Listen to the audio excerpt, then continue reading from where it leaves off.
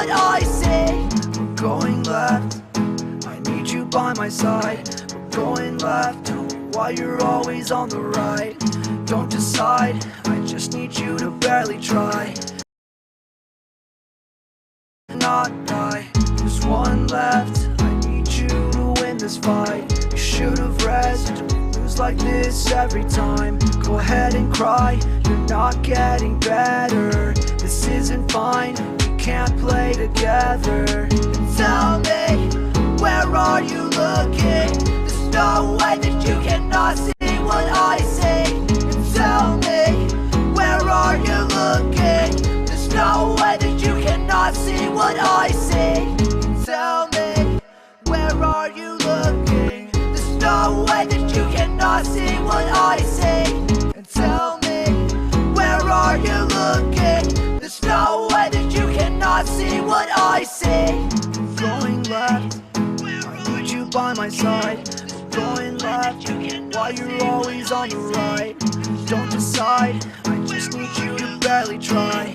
No, I fight, I just need you to not die. There's one left, I need you to win this fight. You should've rested, we lose like this every time. Go ahead and cry, you're not getting better. This isn't fine, we can't play together. And tell me, where are you looking? There's no way that you cannot see what I say. And tell me, where are you looking? There's no way that you cannot see what I say. And tell me, where are you looking? There's no way that you cannot see what I say. And tell me, where are you looking? There's no way that you cannot see what I say.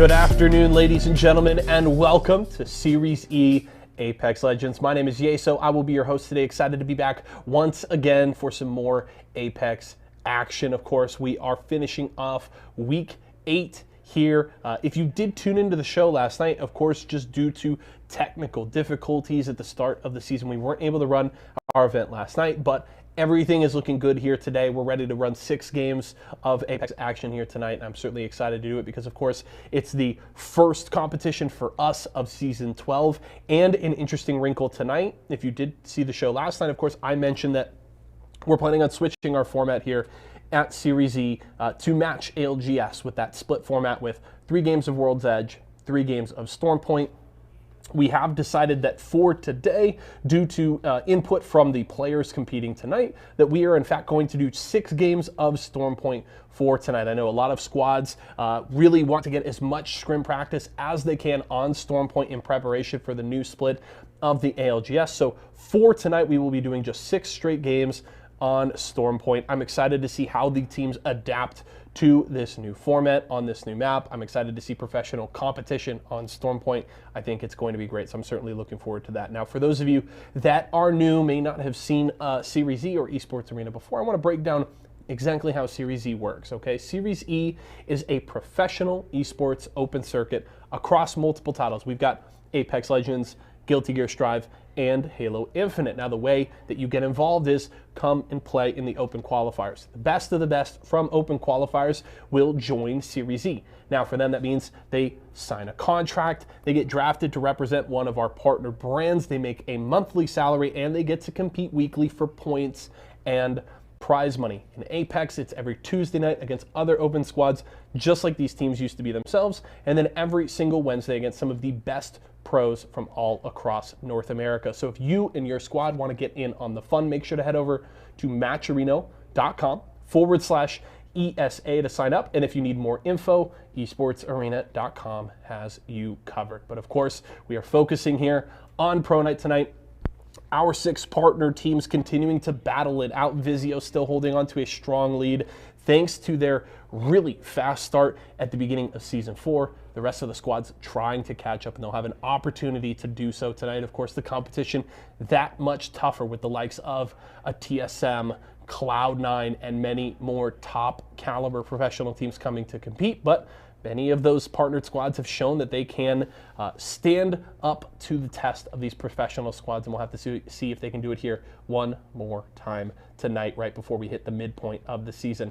We're going to have a couple of incredible casters on the show here today as well. My good friends Dia and Vicky Kitty will be bringing you all of the action throughout all 6 games. I know they're definitely looking forward to really pulling apart this first bit of action we get to see on Stormpoint from these professional teams. It's going to be very awesome to watch, and I'm looking forward to hear what their thoughts are on, how does this change the compositions that we get from teams? What are the rotations going to look like? How does the gameplay in general shift from World's Edge to Stormpoint, and what kind of benefits we will get from that? So I'm curious to hear their thoughts. Let us know what you guys think in Twitch chat all throughout the show tonight. Of course, I know a lot of you may be seeing professional competition on Stormpoint here for the first time, and we would love to hear what you think. But we're getting ready for the first of our 6 games tonight. Production will give me a thumbs up when we are ready to go, but I'm just very excited to get into things. I've got my eyes on a few partnered squads looking to continue to build on what they've done so far this season, and that's going to be a very interesting storyline to follow. Do of course want to remind you folks, we've been doing it for a few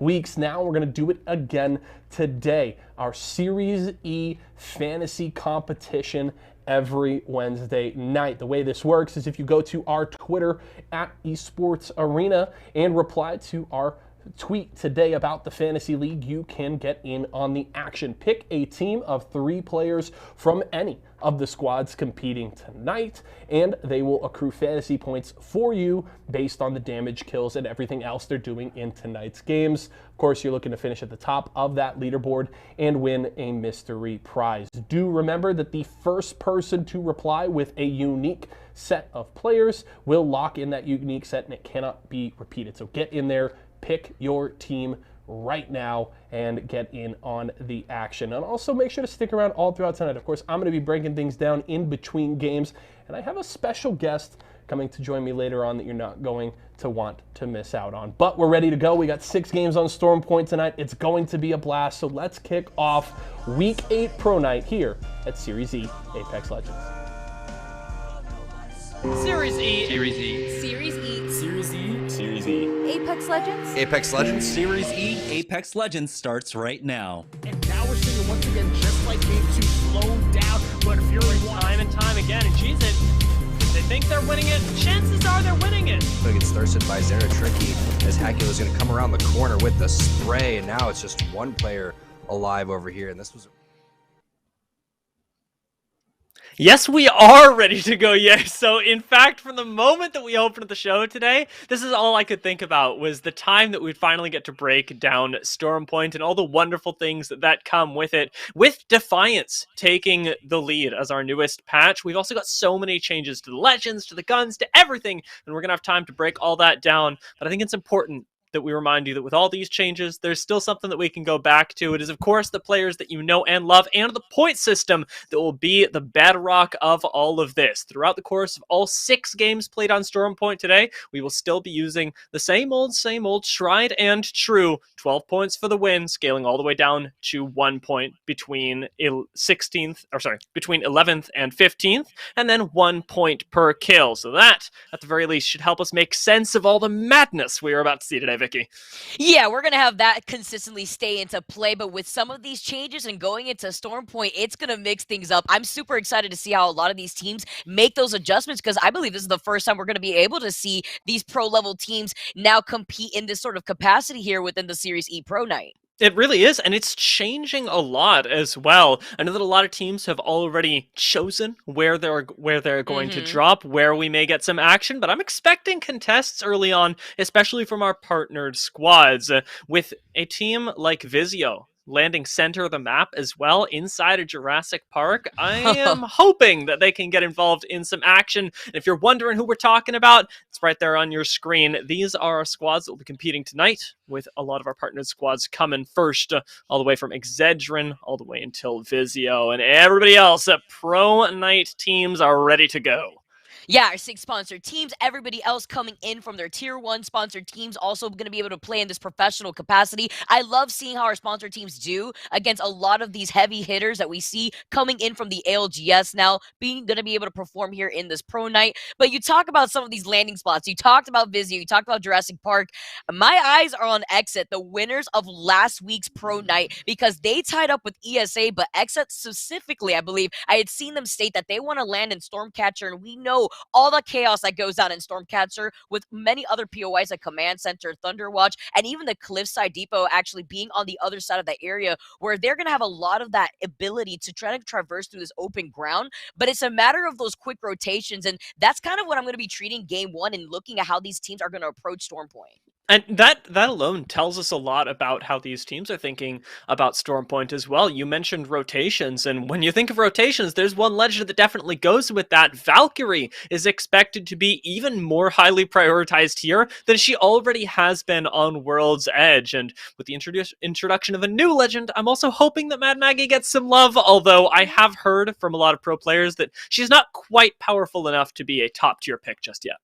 We'll have to see. Maybe we'll get somebody else kind of throwing in the dice, seeing what's going to come out of Mad Maggie, because it'd be so exciting to see that representative character now coming out on board, especially with these pro teams testing things out. You know, we're gonna have to see here, but that would be really exciting. I enjoyed playing her. She's only been out for a day, so who knows what to expect from a lot of these teams and what they're gonna do to approach going into these games. Yeah, and you know what? With that, we don't know a lot about how these teams are going to approach this because, as you said, we haven't seen a lot of teasers as to how people play on Storm Point. Yeah, we've tuned into streams every once in a while. We've gotten to see the likes of TSM and C9 playing together during the ranked split, but it doesn't compare to competitive gameplay where everything is a game of how long you can outlast everyone else more so than anything. And I wanted to get your feeling going into today as to what teams you might expect, both from our partnered squads and not, that should be able to adapt, say, the most easily today. I think right now I'm gonna have to take a look at one of our sponsor squads is Vizio. I definitely have my eyes on Vizio making that adaptation, and then looking at one of our pro teams, I'm actually looking at Exit and how they've been performing lately. I'm honestly was surprised seeing how they were able to perform just last week and contest teams like ESA in that tiebreaker. But I feel like recently they've been really turning it up, staying a lot more consistent in terms of their wins and in terms of their KP. So can they replicate that again today? I feel like they figured something out, so we're gonna have to see. But that's definitely a team that I feel like could make the comeback in terms of adjustments, especially with this new map. Yeah, I really like the exit go get 'em drive, and like you mentioned, Vizio, or as some may know them, W as well, have experimented with the meta time and time again, and that sort of flexibility does lean itself towards, say, more success when things get changed up. I'm also curious as to how Furia will adapt, as those of you who have been watching competitive Apex for some time will remember that Tech used to be our one and only crypto player, and with crypto receiving a little bit of a touch-up that allows him to use that EMP a little bit more easily inside of Season 12, we may just see Furia return to those ways for a little bit of extra oomph when it comes to taking down Gibraltar Bubbles in the mid-game. Oh, talking about some of these changes here, they officially deleted Caustic from the game. No, I'm joking. We got a nerf here, though. We got a nerf here for Caustic, and that's going to be a big deal for a lot of these teams that like to run that Valk for those rotations like you were mentioning earlier. They usually like to run the Valk, the Gibby, the Caustic. Now, are we going to see things shift a lot more with those changes? Again, something else that we're going to have to see going into a new map. With this new map, you have to discuss here different bunker opportunities for some of these teams depending on where these circles are going to pull. I feel like Storm Point, very much like Olympus actually, especially with the new POIs added at Olympus, provide a lot more of that open ground area that a lot of these teams have to traverse on. So until a lot of these teams feel comfortable bunkering down, I'm not too sure if we're going to even see the Caustic as usually as we had seen before those nerfs that we had seen coming in this season. It's true, it's so high risk to be able to take big characters like that onto the field, and Gibraltar does a really good job of mitigating his own weaknesses, but Caustic, definitely a lot more vulnerable if you're not landing exactly where you need to. One of the other things that I wanted to touch on as we get into the day is, of course, the loot change-up that we've had coming into this season, because it's going to catch a lot of people off guard, seeing alternators in people's hands before first ring closes, but alternators back on the ground now, and we won't be seeing nearly as much of the Volt, because Volt has actually been put right into the care package. Yes, I feel like it's a personal attack. The G7's it is a vaulted weapon. You have the Spitfire, and now it's the Volt. I mean, my heart is broken here, but at least I still got the R9, the car. It's great though to see that the alternator is now back on the ground. And you know what else we like to highlight here?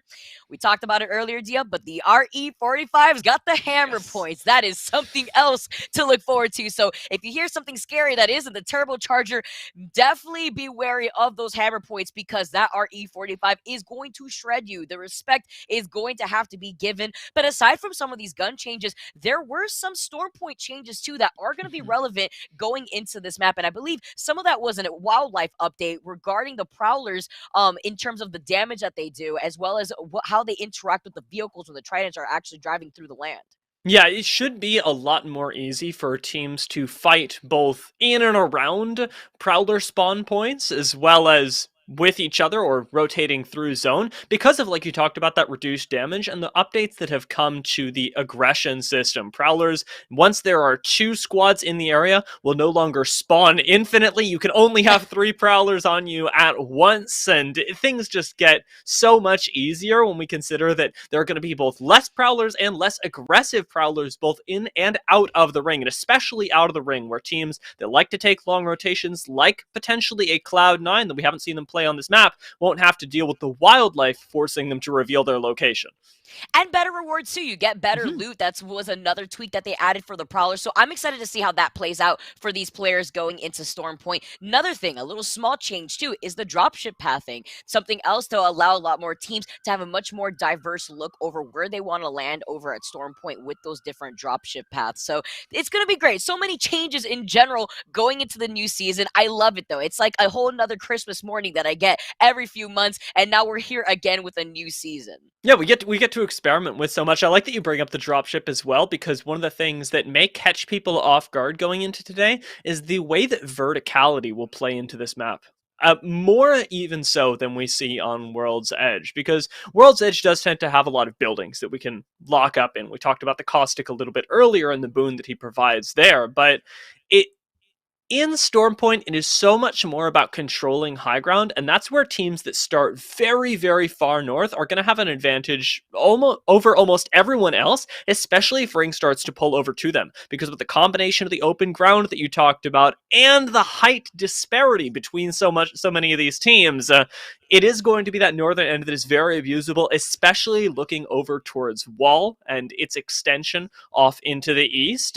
The fact is that while zip lines are nice, it's still very risky to move yourself up either through the caves or through the open area. Absolutely. That's another thing that I was looking out for. That's what I was referring to when we were talking about bunkering down and predicting where these circles are going to pull. Knowing instances like that and where you want to rotate is going to be so important whenever you find yourself in that choke point. So that's going to be something to note, especially with the teams that are going to prioritize their rotations. The teams still running the Valkyries, of course. You still have Ashe being played too in the meadow. You talked about Crypto, one of our players that have been repping the Crypto since before the buff. With a lot of these adjustments, how is that going to alter the composition for some of these teams and their approach going into a whole new map? That's why I'm so excited to see how these teams are going to play off tonight in the Pro Night, because this is the first time I'm going to be able to see how these ALGS teams are going to compete with their mindset into this new map. Yeah, I'm also very curious to see how yesterday's games translate into today, because of course the open night didn't occur in Series E yesterday, but because it was the first day of the season, we had a lot of people in this very lobby making the push for rank 1, and you and I were talking about it a little bit earlier, but Gildersons will be competing today, and Gildersons, props to you, ended up taking it. However, let's not take away from the fact that a lot of people were up late and maybe even later grinding out for their own spot in Predator. So I wonder how that potential experience, sort of rhythm building with the new season, but also fatigue from the night before, may impact a lot of teams that have been working together for hours upon hours. The grind don't stop, D. I'm so glad you brought that up, because while some of our players were up during real gamer hours, you have to imagine if some of these players actually stayed up all night, what is your sleeping schedule look like right now? Are we going to have some players sleep in by accident? Are we going to have some players not playing at their best because they feel burnt out from the night before? Usually it's tradition within my squad that we run all-nighters every single time a new season drops, but we're not talking about myself. I'm not going to expose myself out here. I'm talking about these players, though, and how they're going to try to go into this competition with perhaps a burnt out mindset. We're gonna have to see. Some of these players obviously have gotten nice rest going into this tournament. They're gonna approach this with some practice and expectations into what we're gonna expect into the ALGS for the split 2 that's coming up very shortly. Yeah, and a lot of these players themselves are trying to find new ways to synergize with their teammates. Not Noble is going to be joining us today with Mercy, Rack, and Impulse, and you'll remember them from potentially the roster Noble, of course, with Farmer Lucas not being on the roster with Rack and Impulse anymore. However, Noble also not being named the Org anymore. These are still two very, very experienced players that have been working together for a long time, and I wonder how that'll change the playstyle of our formerly Noble roster that was, I'll say, very late game oriented and very mechanically talented. Perhaps this time with Mercy at the helm, they can take a little bit more of an aggressive stance, or will they be playing in the same way as they had previously, rotating around to the sides of the map and trying to get themselves a good spot in the endgame?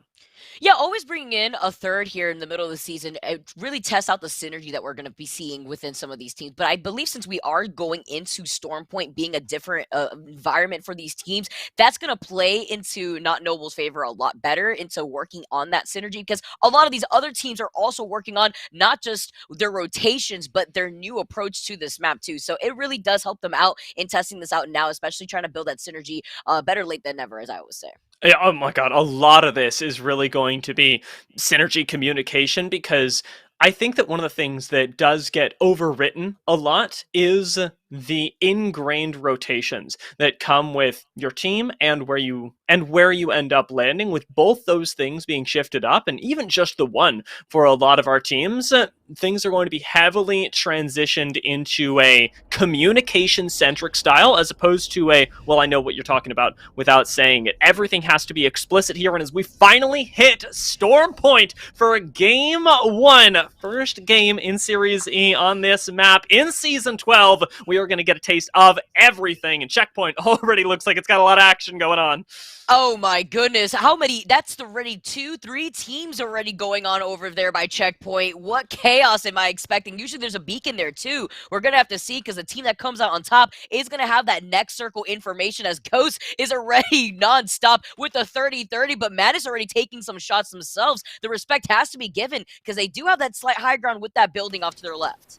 Looks like Ghost have managed to stabilize for the moment. In a close range fight, I give these guys it 100% of the time, with Madness and Panders both on the team to absolutely crack control of players. You can see exactly how they're trying to play to that right now, but the scan reveals that they've not actually got anybody in front of them. So a little bit of extra terrain given over, and likely Razor ditching down to the low ground, potentially contesting over by Village, while RCO are in a fight of their own with just Nando left to prop them up. He may very well go down, but the Eva is going to be doing a lot of work. Complexity flanking around the side. Do get 77 ticked for Flesh. This should be the finish off by Complexity. 2 versus 1, unless there's some crazy clutch from Nando.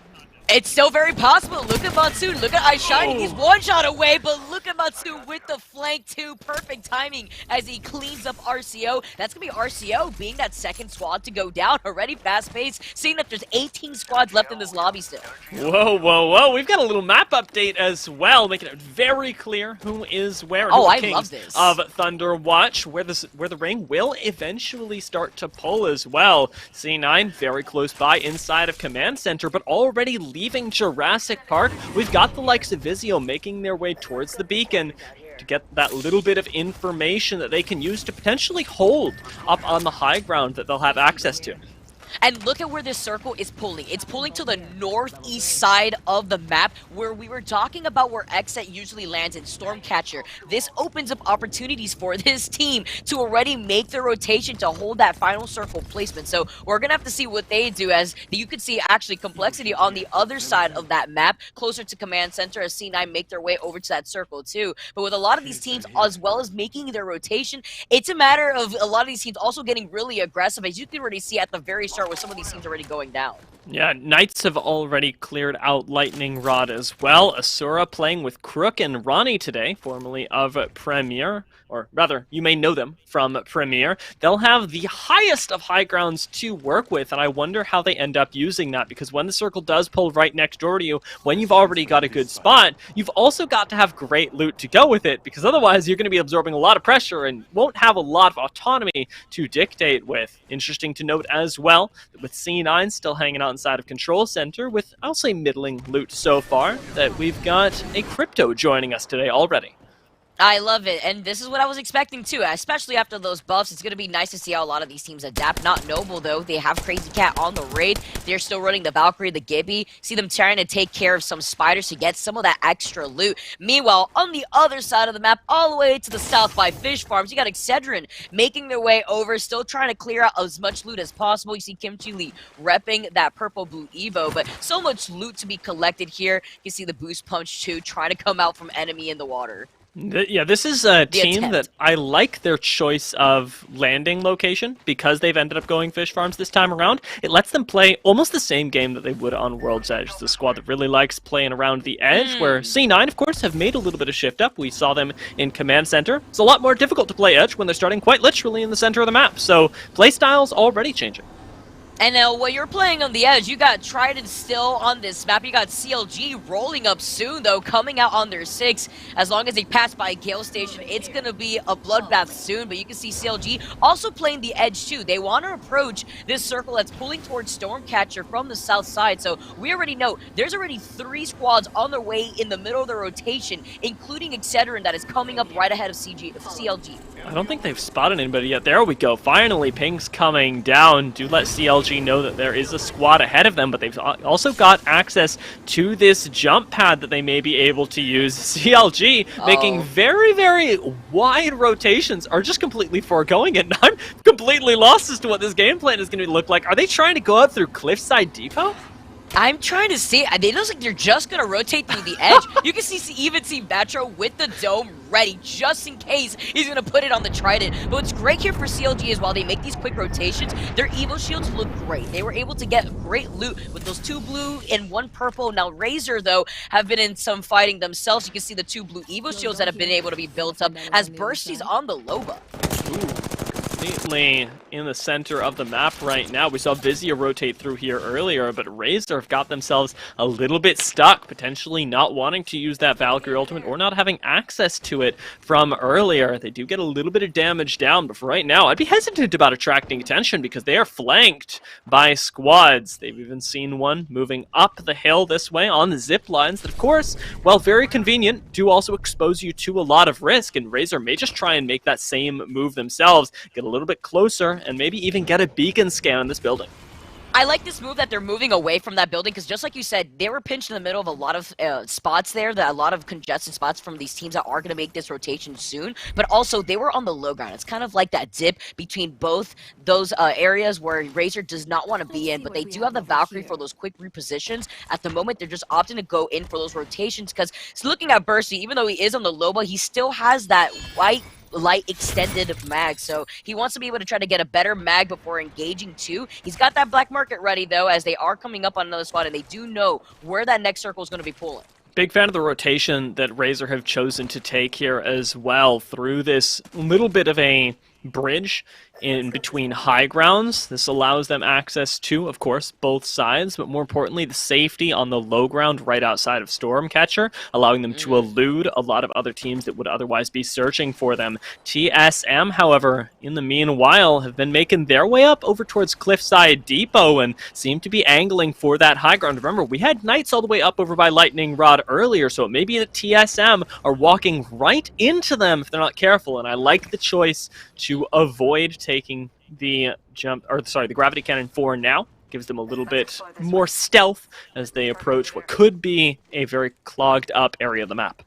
And they could play this next fight that they find themselves in very confidently. Looking at the loot that they currently have, you can see they have the redeploy ready from Verholst. They have the portal from Hal. So they're just going to try to approach this while looking behind them to see if any other teams are going to come out of their 6. Meanwhile, Hal is going to take the helm, and he is going to get ahead to scout out to see if any of these other squads have already situated themselves on the high ground by Cliffside Depot. But while you see Verholst kind of scouting out where these squads are going to be coming from, they still have the information on where that next circle is going to be pulling for them too. Very curious that TSM have chosen to not shift up their composition as well. They're running that classic one that they used in the ALGS. Hal was actually our only Wraith throughout that tournament as well, and we'll see how well it translates into a map like this. For the moment, at the very least, he's able to keep his distance, get that scouting down, and while he's scouted out himself, he also knows that there's a lot of space that TSM currently control, and that on its own is a very good indicator of how well you're doing. When you're able to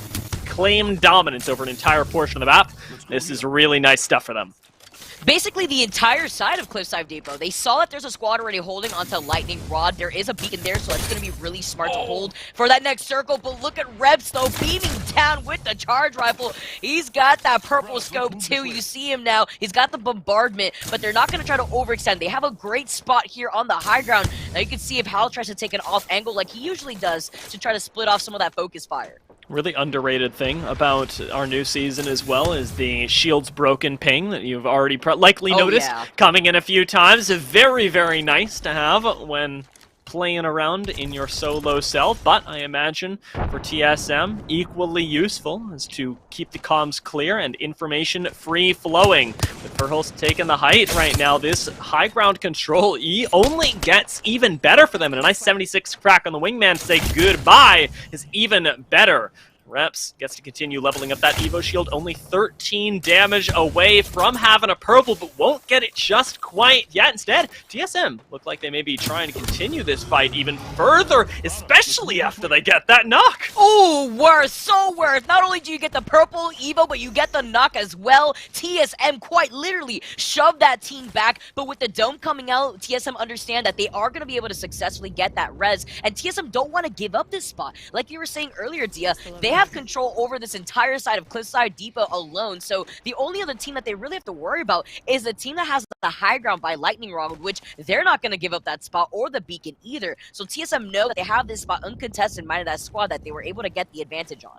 Yeah, it's so much about just balancing not just your own needs, but being aware of what everybody else in the lobby requires. Because the point that you make is one that not everybody would pick up on, Vicky, that there's unlikely to be a squad that comes up from behind TSM right now because of the value that of the high ground that they would be giving up. It's something that really does change from ranked play into competitive, and something TSM are already playing with full awareness of on a new map. That alone is incredible, and the way they're going to be able to gatekeep this even better. As Zone 2 going to be expiring in under 20 seconds. This should be an easy hold for them. However, on the low ground, nobody's going to be forced to move either. This is sort of a little standoff for the moment. Yeah, and looking at the next steps that we could expect from TSM and even the squad right underneath them, it's actually going to be DXT who are contesting TSM. Neither of these squads have the information of that next circle. There's not a beacon nearby here other than that one spot in Lightning Rod, which is already held by that other team. So DXT now maybe calling it quits as they try to rotate long. They try to split some of that focus fire, but the high ground goes in favor for TSM. Now, Excedrin are in trouble. Dexterity coming up on them. There's already a very, very talented roster that we got to see in the open just a few days ago. However, they're playing this slow as well, being inside a ring. They'd actually likely want to keep an eye on the low ground. We know that CLG was rotating up through before, although on the car, I have absolutely no idea if they've already passed through here, if they've sent themselves off to the other side of the map. They had time enough for anything, but Renegades, however, may very well have run out of time playing up in the caves. Car in hand. They are still being pushed up on and do not have a lot of access to the utility to clear out their backs. Instead, receiving a thermite puts Pow Pow in a very dangerous situation. Playing around just these few rocks, Oi Senpai ends up going down, and now Renegades, they're the ones that get to be the aggressors. They not only have first knock, but they've got high ground as well. They've got plenty of manpower with which to forcefully take this 3v3, and we're going to be put down to 17 squads just like that. And I love the fact that they even put down those pings. You could see the shields being broken by two of those players, and Renegades knew that they had the health advantage. Meanwhile, on the other side, I just saw Hal get a knock in that same fight that they were skirmishing in originally, X at 2. See, Clarify now coming out, though, being able to get those 2 knocks. Some of these squads going down within the second circle alone, closing in behind some of them. Okay, I like it. Very nice moves from XZ as well to take down Dexterity, a squad that we were just hyping up. TSM still holding in that high ground are the next Titan, the next big boss that you've got to take on. They still seem very comfortable, but XZ, we know, can throw a wrench into the works. They didn't win 2 pro nights for nothing. And TSM have got to make their next move as well, because take a look at that map. Zone is starting to pull away from here, and this is not where TSM want to be. No, it's pulling all the way to the other side from them while they're still holding back this squad. They could circle keep them, but for how long while they make all this noise? They're letting other squads behind them know that this is going to be the direction that they're going to be rotating from, but that does not stop TSM from still putting down those beams. Look at Reps still with this charge rifle. He's looking to get that purple Eva shield all the way from purple to red with this gun alone. He's got the bombardment ready too, but they're patiently just waiting here. They have the high ground advantage. There's no reason for them to overextend, and Intel hiding behind this rock. They couldn't even shield up in time. Excedrin claimed their heads. This enemy popping off, getting 2 of those knocks. TSM may very well push up on this as well. The third party very much available, and they should have the information very soon that there are only 2 people in. Oh, God, they're playing with uncharacteristic, I want to say, trepidation in this game. TSM are not taking any unnecessary risks, and it looks really good for them, but at the same time, it's keeping them from getting KP that may otherwise have been a good investment for the late game, because right now, even if they go out at this very moment, they're not going to get a whole lot of points for it. And it looks like the squad actually right behind them from Excedrin maybe trying to get a res there. I saw a mobile respawn beacon coming out from right behind them. TSM now, they see another squad and actually rotating off to the side, or it could be the same one actually traversing through that low ground. But they've been skirmishing on this high ground for so long because they know there's going to be another squad that wants to rotate here. But remember, we also highlighted a squad that had that high ground. A player just gets res right in front of Hao. He wants to push in, but that's going to leave them out in the open between the line of sight of 2 squads. Make it 3 with the squad holding onto the high ground by Oh lightning. no, TSM can't even walk up as easily to this high ground either. They're getting charge rifled from it, and it'll have to be a 3v3 in the front, and likely a squad coming in from the back to keep TSM safe. Well, Ghost, they are not safe either, but finding Flesh, they may still be able to recover. No knocks just yet. And Ghost recovering inside of the bubble. It seemed as we've got a Revenant in our lobby. I just noticed as a Gibby just disappears from right in front of us. Ghost are the ones involved in that engagement. In this new season, expect the unexpected, Dia. That's what I was going into this first day here, especially looking at our teams perform on Storm Point. I love these little tests. I love seeing Madness now on the Ash, still sticking to the Ash here, as Ghosts take control over this high ground here by Thunder Watch. They get to overlook a lot of the squads wanting to rotate to the north, but remember, we had squads like TSM opt to go on the other side of that rock, opt to go from the south side instead to avoid a lot of this chaos from some of these teams that prioritize the rotation to take this high ground. Keeping high ground for as long as possible. TSM are going to walk up in a squad that was waiting for them, and Hal instantly has to give up that height instead. Tanking zone for the moment. No knocks just yet, but TSM could still win this if they play it carefully. The nice nades to buy them a little bit of space. You want a frag right now to get yourself a sky nade, but it doesn't seem like they have the access to it, and instead heals, and perhaps even a portal or redeploy would have to come out. Redeploy, of course, nearly impossible in this situation, so TSM, when faced with the impossible, really do have to overcome it, and it's only game one. Yeah, and C9 just dropped too. There was 3 squads fighting by Thunderwatch. It was it was not C9, but it was Team Liquid, Razor, and then Ghost on the high ground, while C9 was trying to add in some pokes from afar. Now TSM having to play from this low ground. They get the crack though immediately, but great dome coming from Revs. That's gonna force him to jump down from the high ground. Oh my goodness, how he doesn't miss! He manages to claim it. He takes their loot. He gets a shield swap, and now they're gonna be comfy coming up on that hill. If Zetrin just get taken down even from the power position of the high ground, that is exactly what we were talking about when we said you had to respect TSM, and Vizio may be encountering the same problem as well. They're going to be another squad that has to fight their way up to the low ground, but have Ghost still in between them and the end of the lobby. They got a lot of terrain even, and this is where redeploy may be more useful to them than anything else. With so many squads in front, it's going to be collect this KP and maybe go down or try and get yourself a spot in zone. The choice is theirs. Complexity moving their way up through this low ground as well are going to try and still gatekeep TSM even further. This one may work, though, as the redeploy does take them out of danger, it seems. There's a lot of damage dealt from Complexity, but for the moment, TSM are out.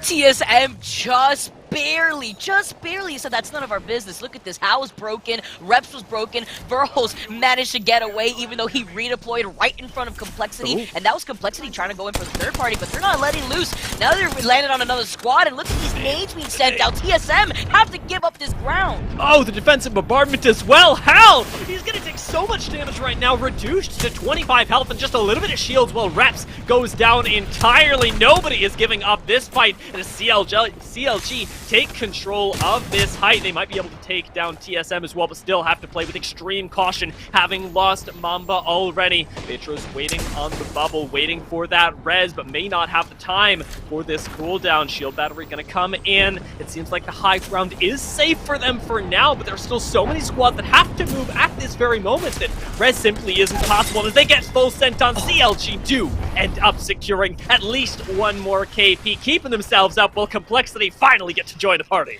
Complexity, they sniffed them out. They kind of decided where is TSM going to land, and we wanted on the action, and now they're going to be coming in at the perfect time before the squad can reset. You can also see the triple take from afar here, while Monsoon has clear range over this squad who is not even given him any of their attention.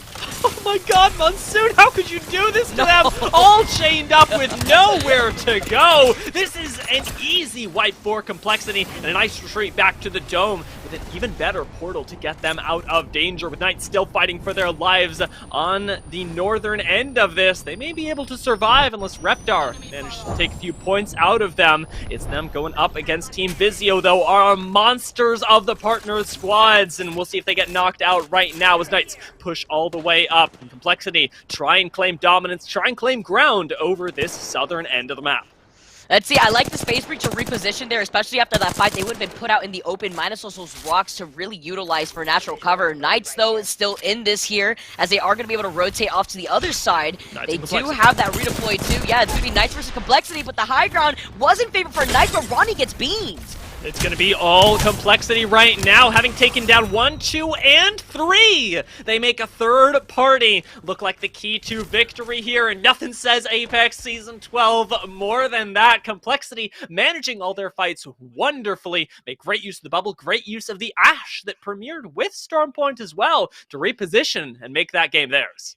That phase breach and being able to prioritize their rotation to take a better position was amazing from Complexity. Great showing from Complexity. No surprise that they take game number 1 in our first time of seeing these pros play it out on Stormpoint. It is a really, really big week for them, and I wonder whether they can continue, because with all of Game 1's chaos, we've got even more in store for you over the next 5. We're going to take a short break, send this one over to Yeso, and we'll be back in just a moment with Game 2.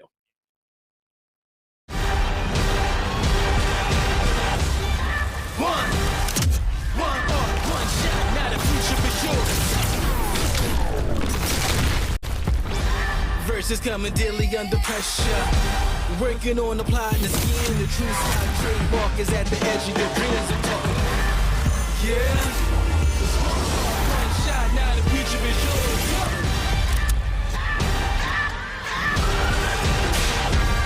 I'm turning dreams into reality. In the lab with the formula and chemistry.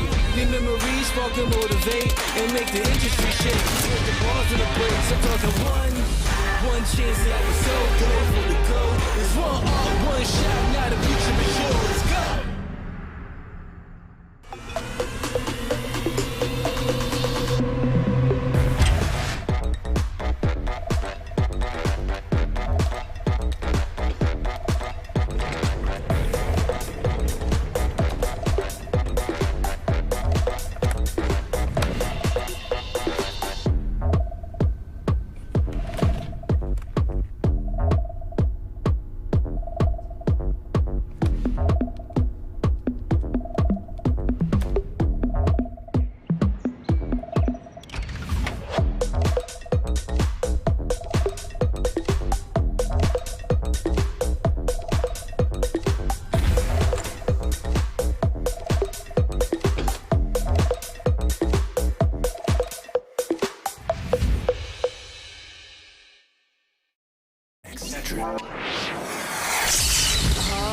I'm fading!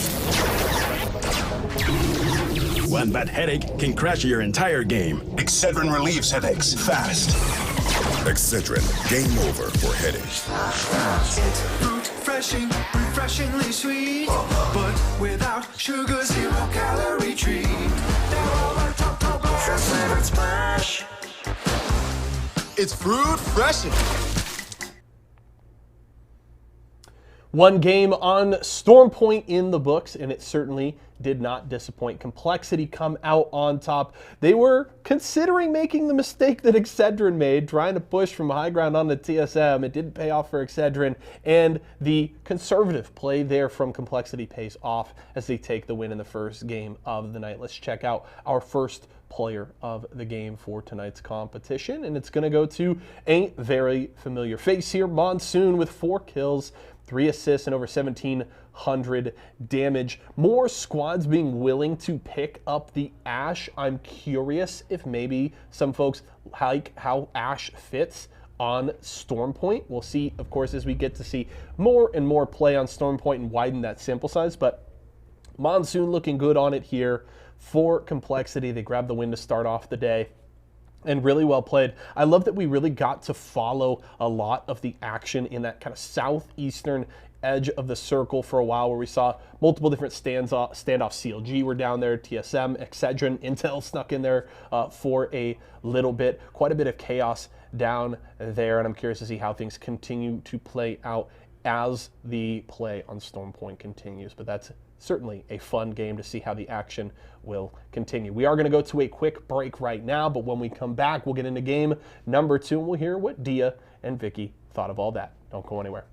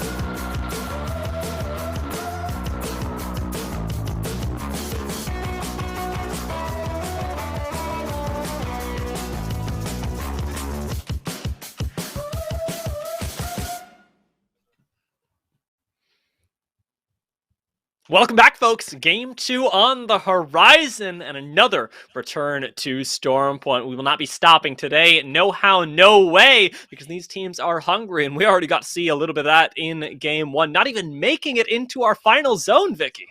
Yeah, I know. Absolutely crazy, too. We were talking a lot about where the circle was pulling up north, passing Stormcatcher, where TSM actually was holding that choke point by the south side of Cliffside Depot. Meanwhile, it was really Thunder in between Thunderwatch and Lightning Rod, where a lot of that action just went down, holding these different spots. But we talked about the utilization of Valkyrie, too, during the break, and how important it was for some of our squads to help make that rotation before they were caught in the middle of that rotation like TSM was. Yeah, it definitely affected a lot of our squads that move up towards the high ground, where the redeploy isn't giving them nearly as much value as they might otherwise expect. And a big point of curiosity here for me was whether holding the lower part of the height that was available to them ended up netting TSM a lot of points in the first game. For that, we're going to have to check in with the Mobile 1 leaderboards, where Complexity naturally top it all, and Knights get in a very nice second, but TSM find themselves all the way down at 6th with 6 points, poetically.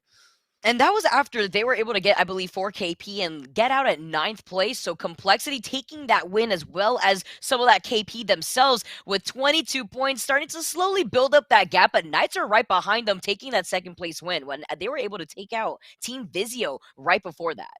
And Knights had that game handed to them zone-wise. From Lightning Rod, they got to mow people down, and it was beautiful. Big question, of course, is whether they're going to be able to continue that and continue this sort of performance, as Complexity are certainly looking to keep theirs up, and this Mobile 1 high-performance moment demonstrates it all.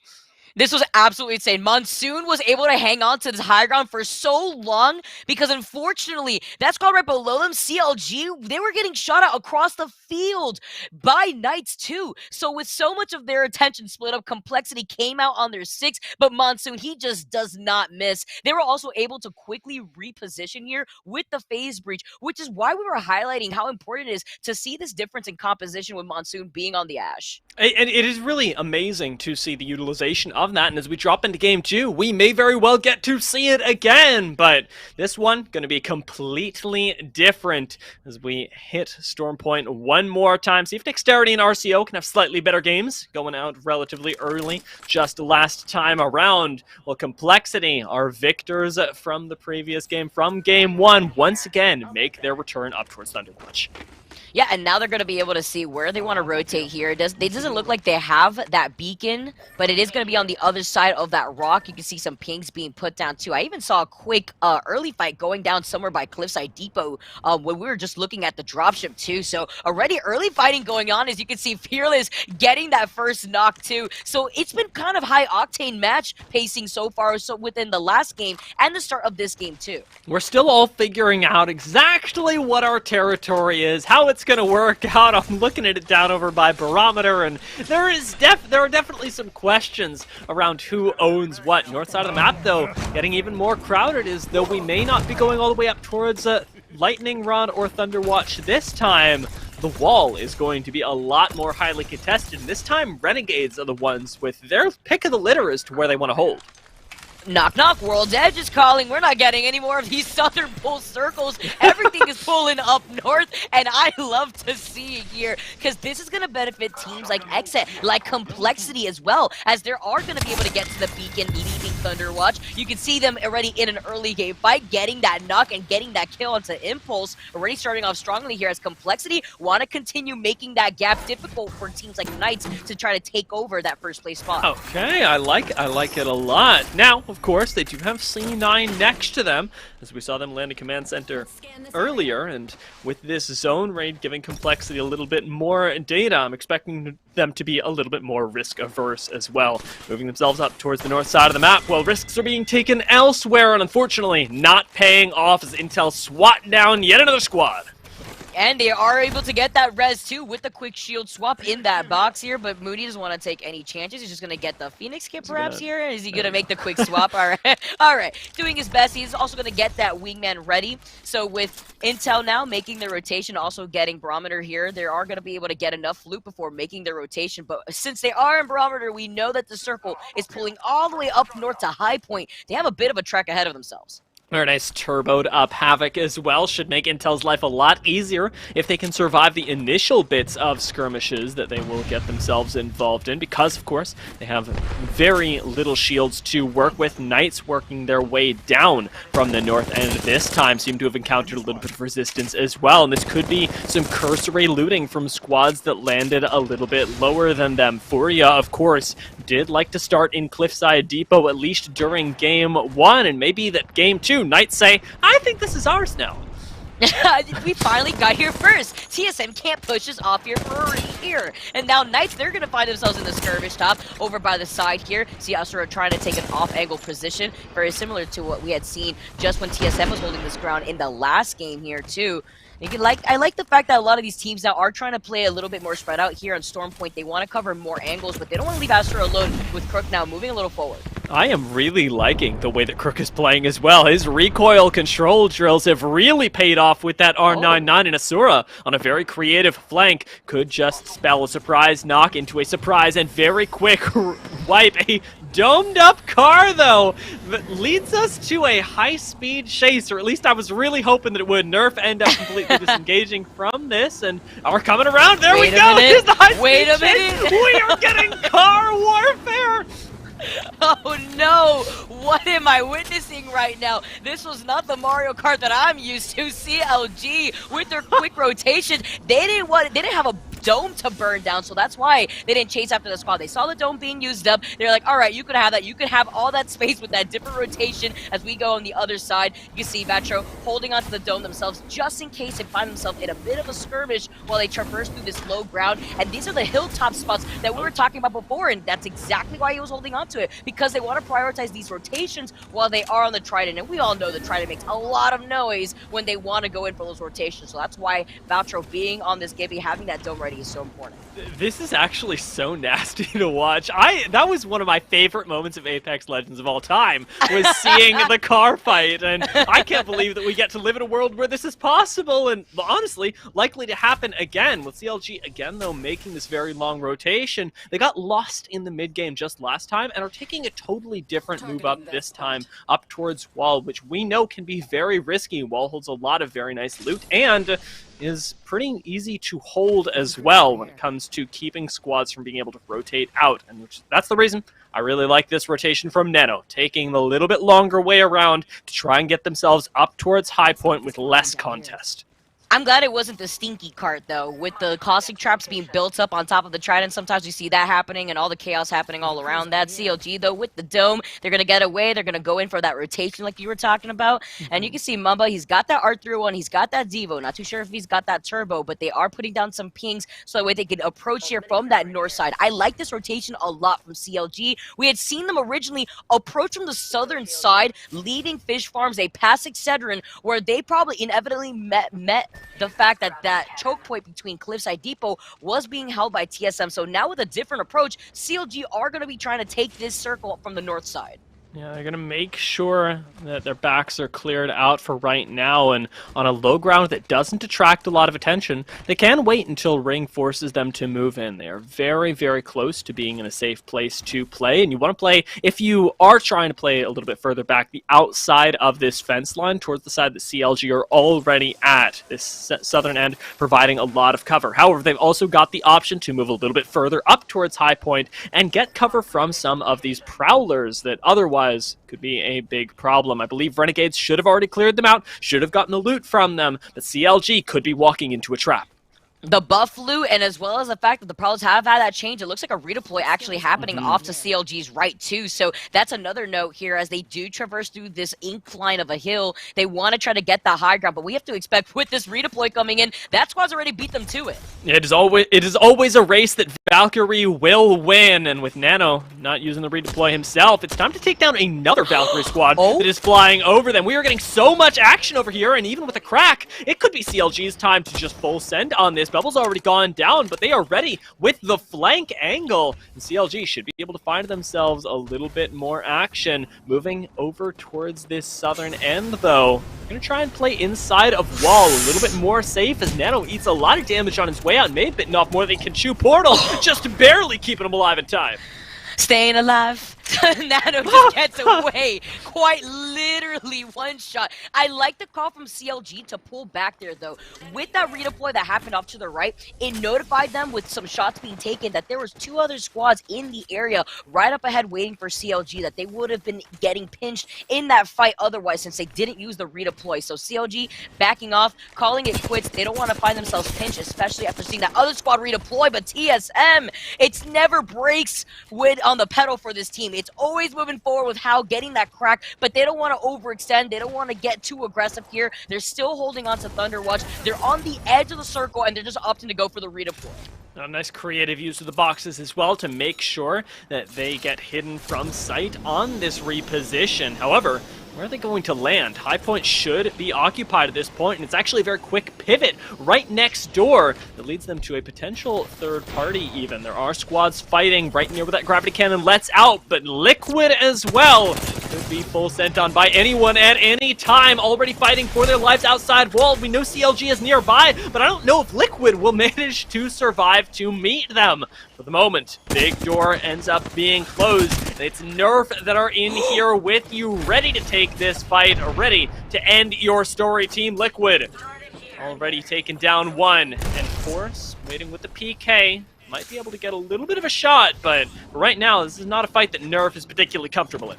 Yeah, especially when Turns got deleted by Fun right there. He poked for 1 second, was able to shoot just 3 bullets before getting turned on immediately. But with Nerf trying to take this flanking angle, they have to be careful here. They know that they have a squad up ahead pinched essentially here. But whenever a knock gets put down on that feed, you have to expect the squad to fully send it. You can see them just hugging the edge of that bunker, waiting for the opportunity to come in for the third party. Shield cell after shield cell getting popped there, everybody able to fully reset, but it really is about waiting for, like you talked about, that next squad to come in, and nobody wants to take the first engagement, nobody wants to full send and potentially get knocked, and so it turns into this big stalemate inside of wall that feels like a sum-zero game for both these guys. This is maybe the worst position for both teams to be in, and one of either Nerf or Team Liquid have to find a creative way out, but have already burned so many of their repositioning cooldowns. I'd like to see Nerf move down towards that low ground, and the bubble goes out to try and make sure that they can do it. Oh, and now the face breach too. They had to use so much just to get out of there on time, but they managed to successfully do so without losing a teammate. They lost some shield cells in the process, but it's definitely worth it here. They burned the dome, they burned the face breach, but they would rather take a longer rotation, which I 100% agree on here, seeing the 2 other squads that await them on the other side of that bunker.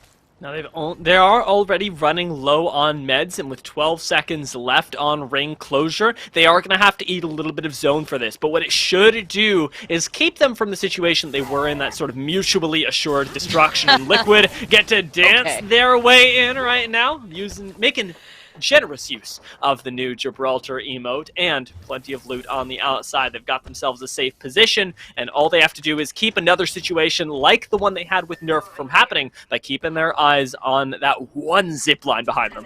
Yeah, Kings of the Bunker, that's what I see here. It's that open area where the only flanking position is that zipline that we had just seen Nerf escape through. They have that gravity cannon off to the right too, just in case they want to try to reposition, but this is the best spot they could be holding on to right now. The bunker, they don't have to overextend. The only thing is, if the circle continues to pull more in front of them, they're going to be having to force to traverse through that open ground from that low to high ground spot, only using that phase breach. The redeploy would be a little risky, but if they use that dome, they could successfully pull it off. But again, we talked a little bit about that low to high ground redeploy that benefits mostly those teams that manage to use it on the high ground instead. Yeah, so much of this is really going to be about what other teams let you get away with, because at this point, there's no excuse for Team Liquid getting out of there alive unless there is another fight that goes down, and Xset are going to try their best at the very least in the more southern end of things to keep everybody away, with CLG and Intel, even not Noble, quite close to each other. There is potential for a fight to break out there, and that would be the opening that Team Liquid need. Taking a look at the rest of the map, however, it seems like Complexity are the ones that have claimed that ultimate high ground, and Renegades sitting in the center village right now, that no-name just off to the north of Wall, may actually be the ones with the most flexibility as we approach endgame zones.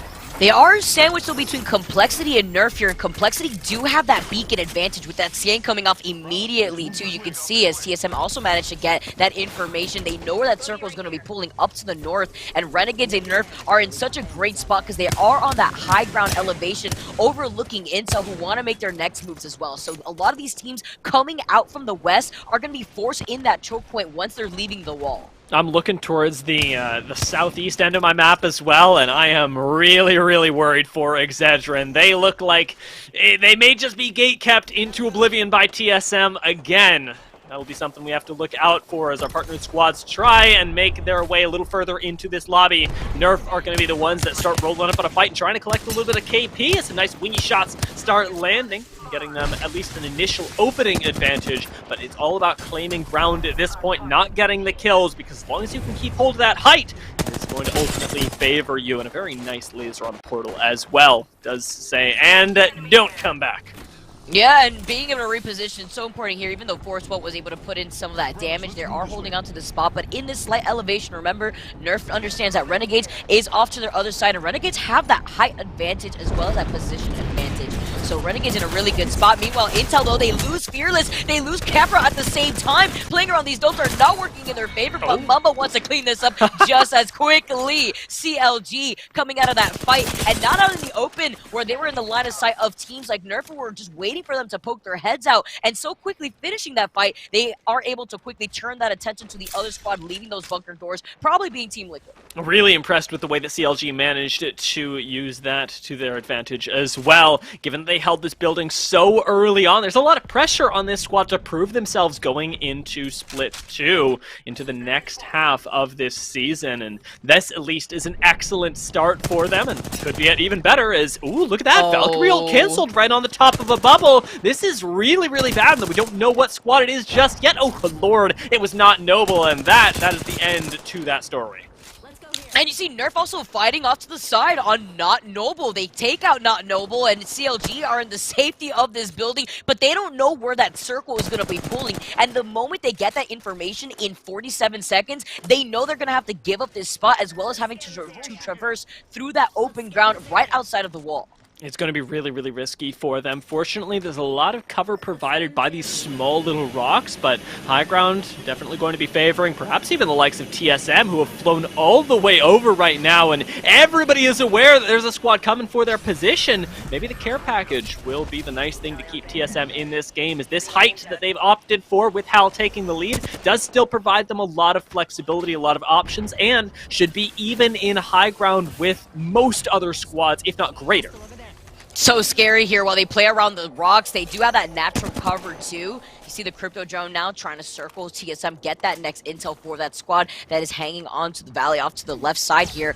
The zip lines too to help out some of these squads leave the wall, but TSM, they feel comfortable, but they're getting beamed on every angle, including by a charge rifle off to the right. They gotta look up right above them as well. The height at high point may actually be the detriment of this squad. We know that Vizio was up there most recently, and that's where TSM could have a lot of vulnerable points, more so than anywhere else in this lobby. But as they move in towards the Prowler Caves right now, it's going to be a little bit of just scouting for the moment. I think actually finding C9 in this choke. TSM should be able to claim ground just like they did in Game 1, and a care package would be a very, very nice bonus. What's Hal going to find? A little... Ah, yeah, Spitty! Oh, okay. Swaps out the flatline for the Spitfire. We always take those, and Hal's going to be able to reclaim that high ground alongside the rest of TSM while they still hold back this squad inside caves. Now that Hal has that Spitfire, though, you see him putting down the beams, managing to land that one shot, but this other squad is going to have to respect that. Maybe try to go for a longer rotation. Meanwhile, in the feed, CLG, Mamba getting the knock onto Nocturnal. This is exactly what we talked about earlier as well. Team Liquid should not be allowed to leave that low ground, and it's playing out the way that we predicted, with C9 also being gate capped in only 27 seconds till they got to move. Redeploy has got to be their only option right now, and Hal is really applying the pressure, but does have to be worried about overextending, perhaps. So keeping his eye on C9 for the moment. Making this rotation is difficult, nay, impossible. Yeah, always scouting up ahead, does have that phase just to get out of that situation the moment they see that something is wrong here. Gotta love it while they do scout ahead, man. Meanwhile, Excedrin is on the low ground from TSM, so Excedrin is in the line of sight of 2 other squads, minus the one that they're taking shots on right now with that triple take. But this is one of those angles, too, that there will also be forced to traverse to that open ground. But meanwhile, they're pinched between 2 squads, and not too sure what Excedrin wants to do here. They do have to redeploy if they do want to go for a better position. Have attracted just a little bit too much attention for me to be comfortable, though. Although, seems like Kimchi, not suffering from that same anxiety, does take a really big chomp out of people and actually ends up setting Xset up for the knock as Clarify gets the knock onto Fury, forces that bubble, and likely the end of a squad already, because once you lose a member in the middle of 3 squads, you are getting sent on. And look at the circle, it's closing in right behind that squad too. What a great spot for Xset to be in with this combination of guns that they're rocking with Clarify, with the charge rifle still putting down so many beams. See, Aberlili getting that knock 2 onto Scissors. Complexity now, finding some of these picks now that Reps goes down. So much chaos as C9 struggles to stay alive. They're trying to hang out by these rocks, but this is that open area I was talking about before. You only have that natural cover, but is it enough here? Nerf, they win this fight. Playing around the knockdown shields, turns, he manages to get it on CLG. How is this possible? Complexity still alive as well, and with C9 having survived and even Uno reverse carded the situation on TSM. We've got so many squads that I didn't expect to be in this ring, having made it. And with the bubble on the low ground, Complexity are the ones that really make this recovery. They're moving down as well to try and gather their fallen teammates, but instead lose another, and Reptar is the last one left alive, and that even is short-lived. C9 make the full recovery, make the full rotation, and have themselves in the top 6 squads. You love to see it. You see so many of those death boxes around them too, those quick shield swaps. You love it here, but again, we have to highlight Xset. Have that superior position. They may not have had that high ground off to their left side, but holding onto that building is so important with the composition of weapons that they were running. They were able to hold back so many squads at the same time, including the squads that were leaving the wall. Meanwhile, Nerf, just as a rat, with Dimmy being the only one alive, maybe won't be able to recover those banners. Doesn't even have a mobile respawn beacon, but does pull one out from one of the death boxes right now. So if they could get those banners, it's going to be detrimental before this circle closes in. It's going to be our local rat. We'll see if Tomcat can make short use of this. Well, Demi does have a mountain to climb, literally and figuratively. He's going to go for those banners right now, it seems. Maybe that recovery still in his future. C9, though, running the high ground, do mostly have Xset to contend with. Well, should be a battle between these 2 squads. They're focusing on the low ground, taking out the members of RCO, pushing us down to the top 5 squads, with Excedrin still in the mix as well. And now notified that they do have C9, in fact, above them. And there's 2 squads just off to the west as well. Both Renegades and Xset coexisting in this building, and C9 wanting to take the low ground. Oh my goodness, that's Excedrin, Renegades, Xset, C9 playing underneath this building. Remember, Xset has the other building on the other side. You see Excedrin now coming in from the 6 from Xset's side, and Demi is still alive, but right next to Team Excedrin, which it seems like they've actually singled out Demi. It doesn't look like Demi could go anywhere with Nerf being taken out as that fifth squad.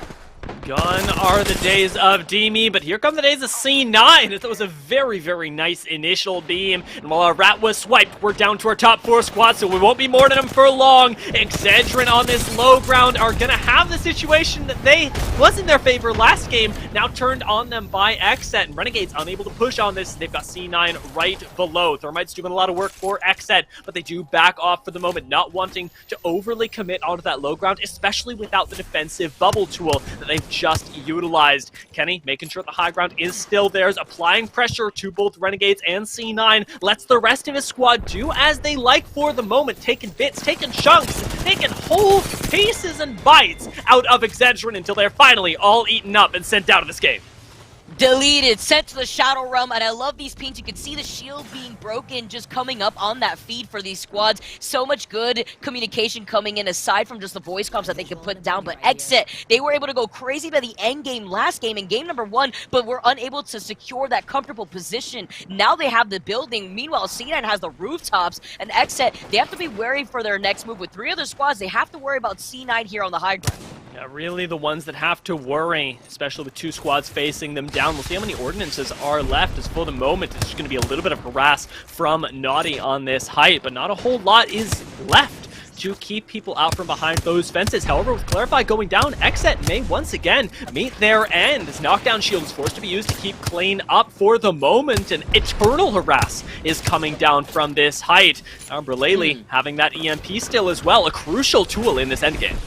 And C9's not going to give up the spot. They may have gotten that knock onto that one member of Xset, but the moment they give up this round, you got Renegades right below you waiting to have a nice open shot on C9. So C9's going to hold this spot. They still get the knock again, but they cannot give up this position. No, nobody can, and that's why Xset are given this lifeline right now. With their shields running low, however, with the bubble now expended, I can only wonder how many meds they really have left to be able to make this work. And with 37 seconds, nay, less on the timer until this final zone, it's C9's time to take the building away from Renegades as they drop it down. It is going to be almighty hellfire raining from above, and still Abraleli able to pull out that EMP and send these teams to the grave. He can only hope. Drop it down with the wingman. He takes down 1-2 members before he falls, and the rest of the squad come down to clean it up. C9 with a clean game. Take the second one on store points. Chef's kiss, perfect from C9 at the very end. Not only holding on to that EMP after forcing Renegades off of that middle building, that middle floor, but they were able to execute onto Xset so perfectly in the very end, preventing them from fully resetting when they had portaled out of that disadvantage. Amazing performance from C9 taking that game number 2. From a nearly impossible situation as well. I didn't think they were going to make it out of mid-game, but somehow it was just the Uno reverse card into the clean sweep on the lobby. C9 looked so good in game 2. And that is the kind of volatility, the kind of versatility that we can expect from these squads. I cannot wait for game 3. But before that, we're going to toss this one to a short break and then to Yeso.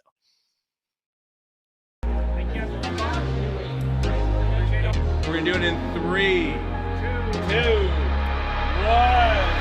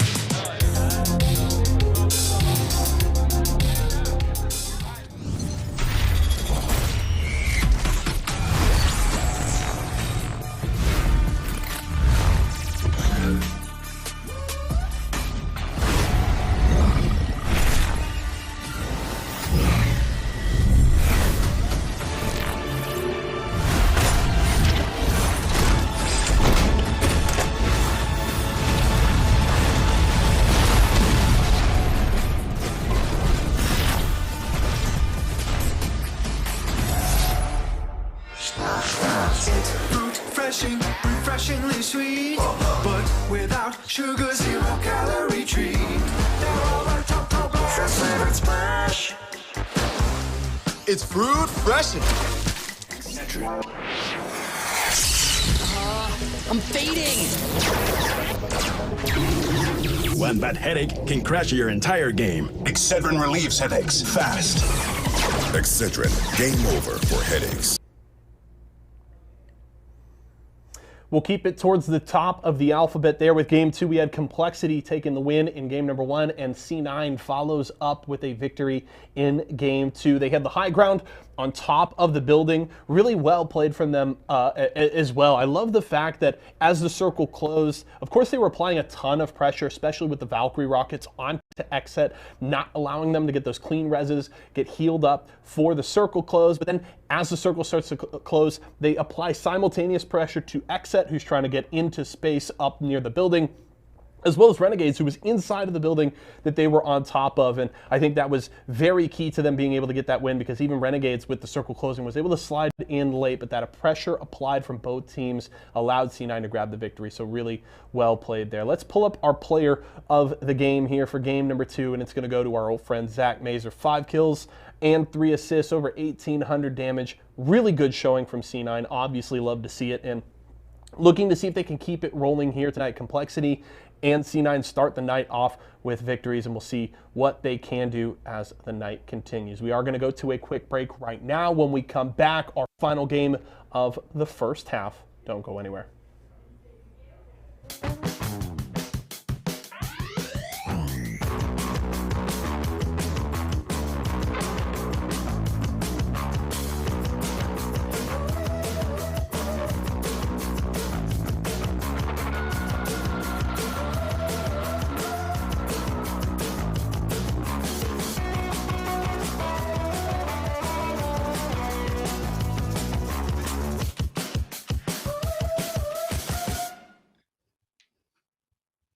Two games down and 4 to go. Disappointment is not even a word that is anywhere close to our experience right now with Stormpoint, because these players, these games have been top tier so far. C9 looked so good. Let's see how good they looked on that Mobile 1 leaderboard that does tell the full story.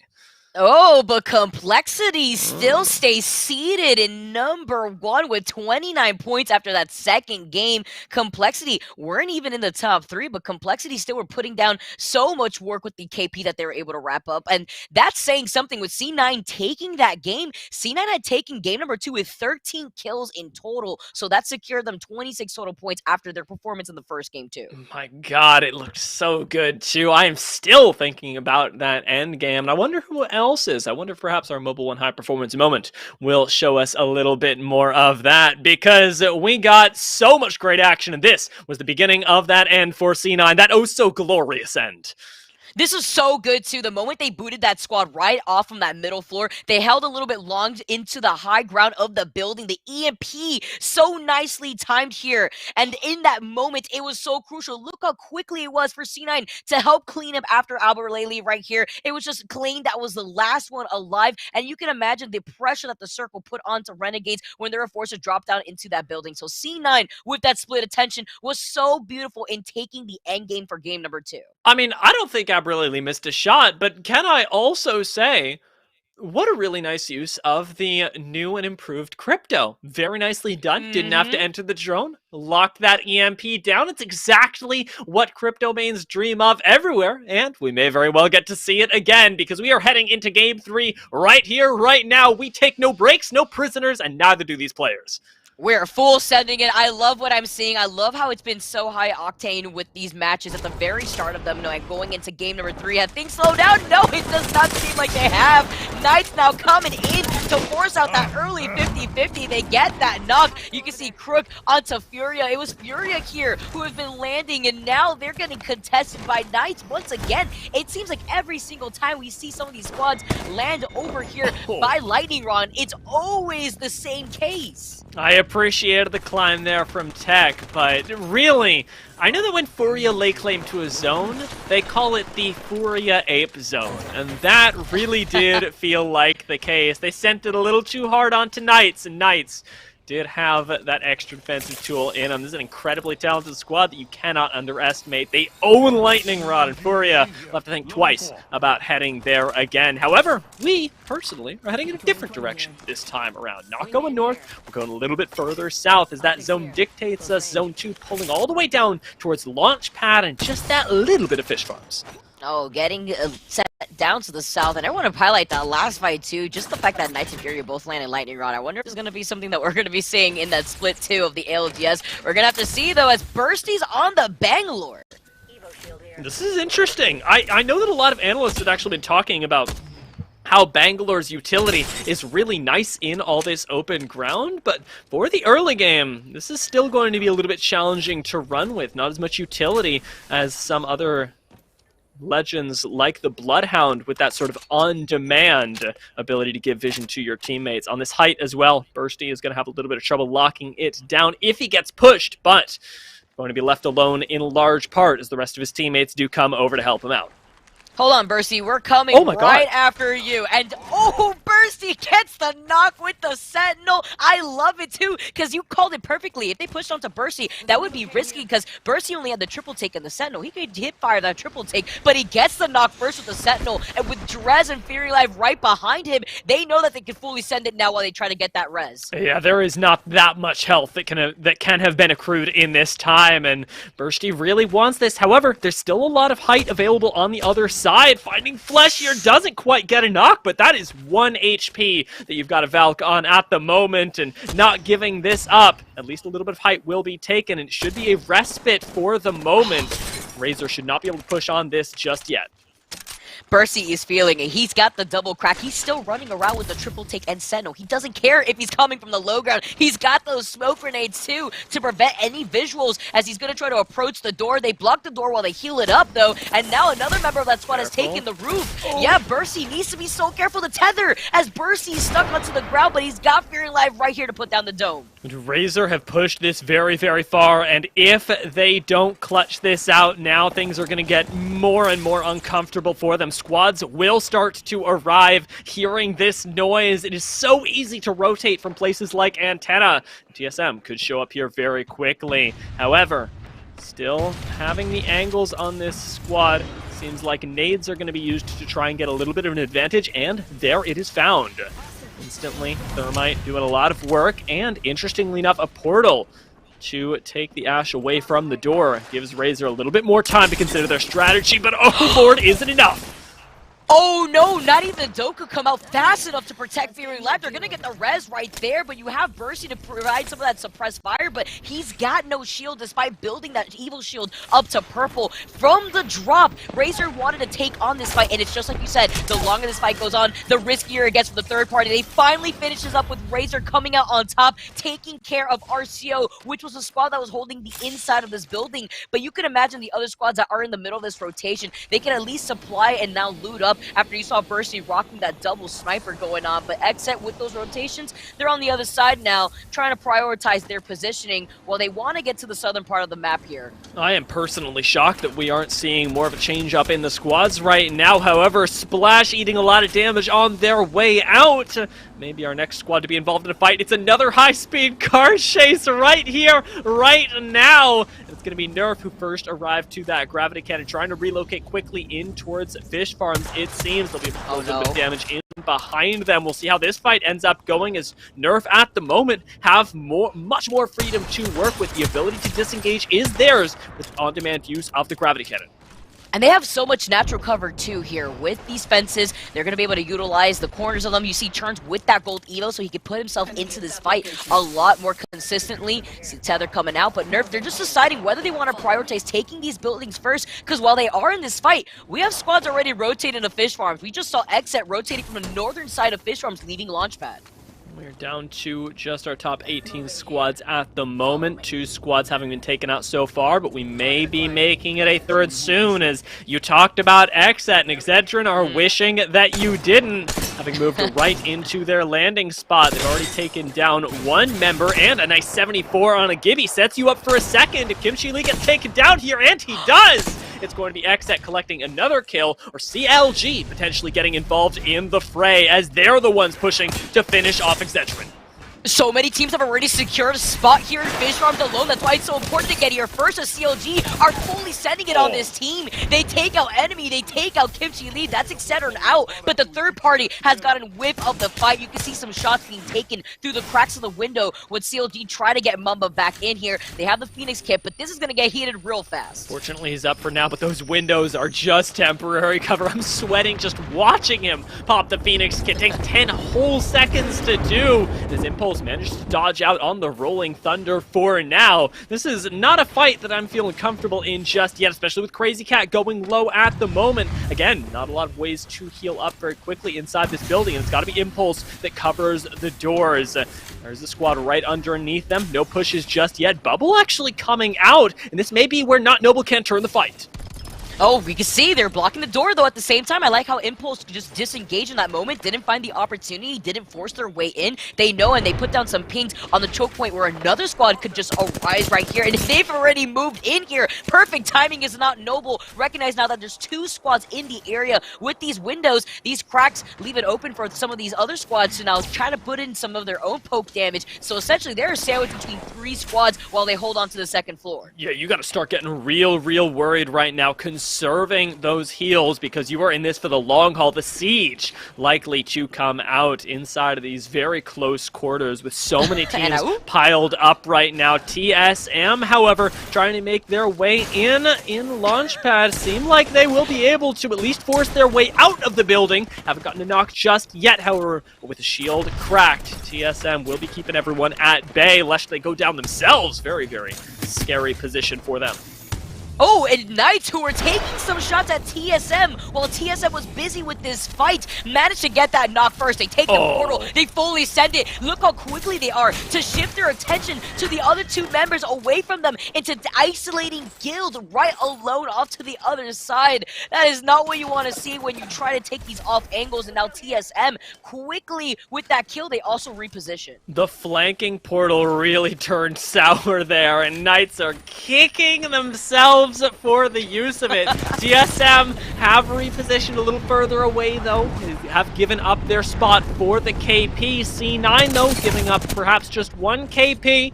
Could be giving up their spot in the lobby entirely, but not if Zach has anything to say about it, as the beams from his R301 start doing work. He still gets taken down, though, at close range by Panders, and Ghost will be the ones running this fight for the moment. A Crypto very scared. The last one remaining on C9 should be easy enough for Ghost to dismantle. They've got Panders, that close range god, with them, and plenty of cover fire provided by 6 with this charge rifle to keep Madness alive.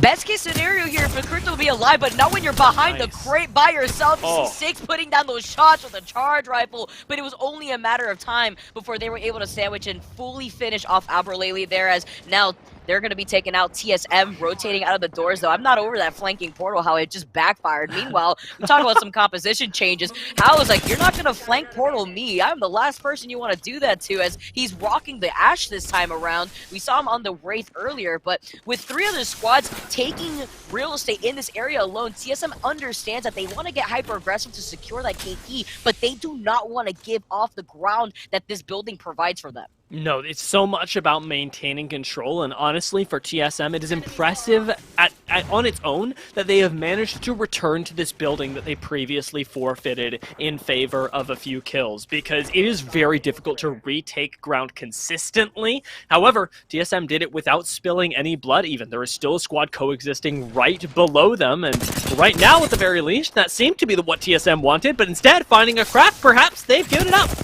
Oh, he actually tether came back. too. Oh no, I was not expecting Razor to come back after getting burned like that. TSM, they fully sent it on another squad. It's like Knights, they didn't learn. Razor didn't learn. Now these players are just falling to the hands of TSM like they're on a silver platter waiting to be served. That tether was just absolutely nasty, and as Hal gives us yet another nasty flank and a Peacekeeper shot right to the kisser. He is going to end up wiping out one more squad, sending us down to 15. Relax out here, TSM.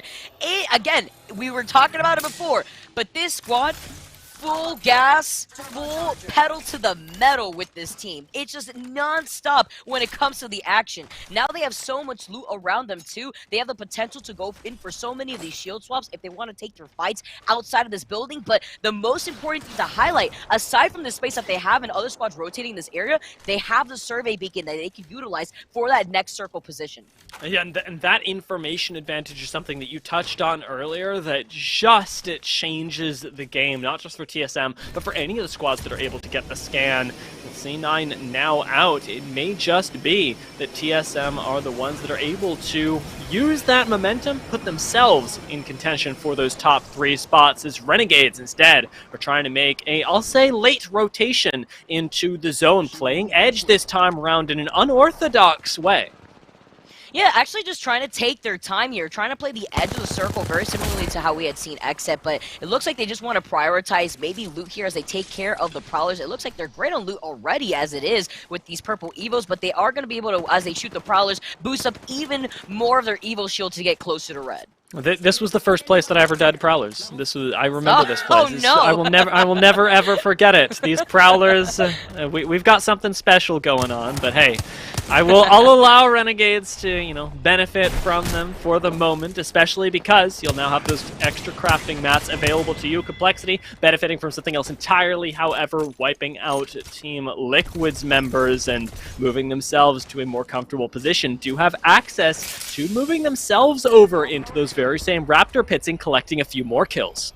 And remember, the circle is pulling down more so to the south, so a lot of these teams that don't have the survey beacon nearby know that they have to make that rotation, and with Complexity only having the blue Evo shield, this is their opportunity right now to boost up those Evo shields. With another squad coming in from their 6, they have a redeploy too if they want to go for a quick rotation in this 2-minute amount of time before they do try to fully send it on this squad.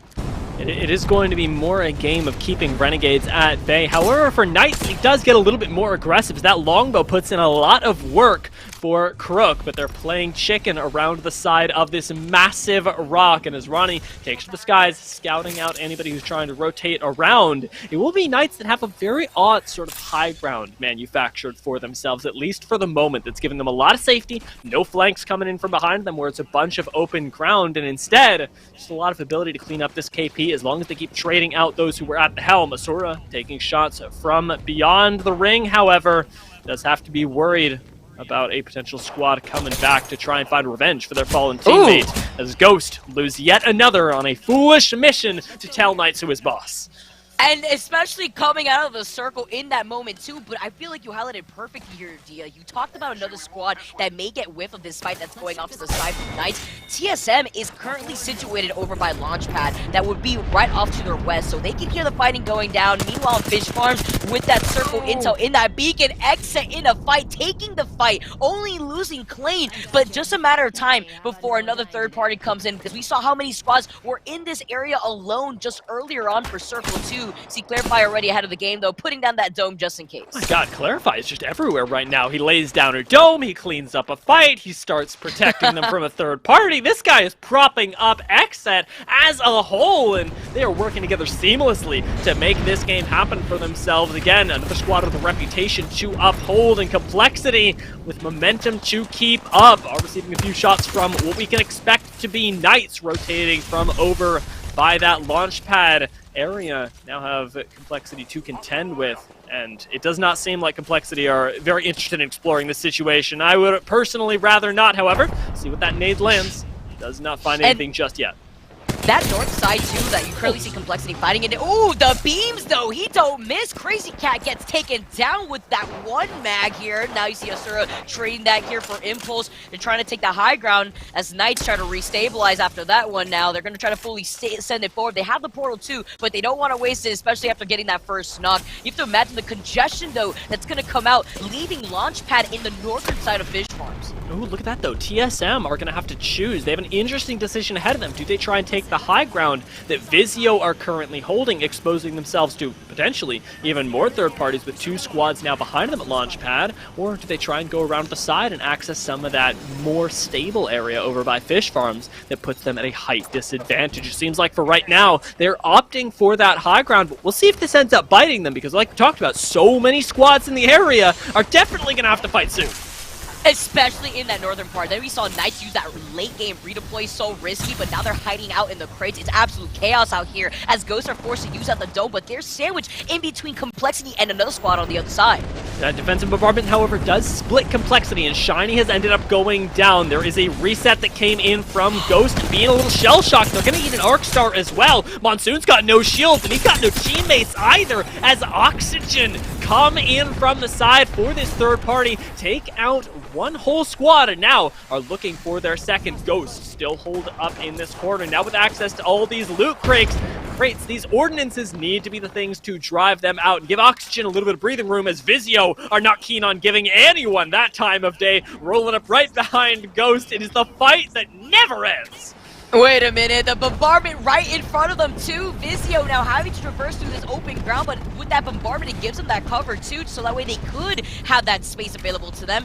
Oxygen now also in that fight as they try to get away. Do they get away in time now as Fury comes up from the southern side of Renegades? They get Pow down. The phase breach has been unleashed, but this is two squads within the area alone fighting for the same ground. And it should be a 3 versus 1 or 2 at the moment. With the way this has been handled, Complexity somehow have gotten back into the game, and they're coming back around to the scene of the crime. Will they be able to take this? Thermite doesn't find them, and Reptar has still got so much healing up to do. Doesn't look like their third-party reverse will end up working. However, the fact that they are alive and relatively healthy is already a miracle. 7 seconds left. Shiny going to expire, and Complexity gonna have to see if they can wait for yet another party to send on this fight.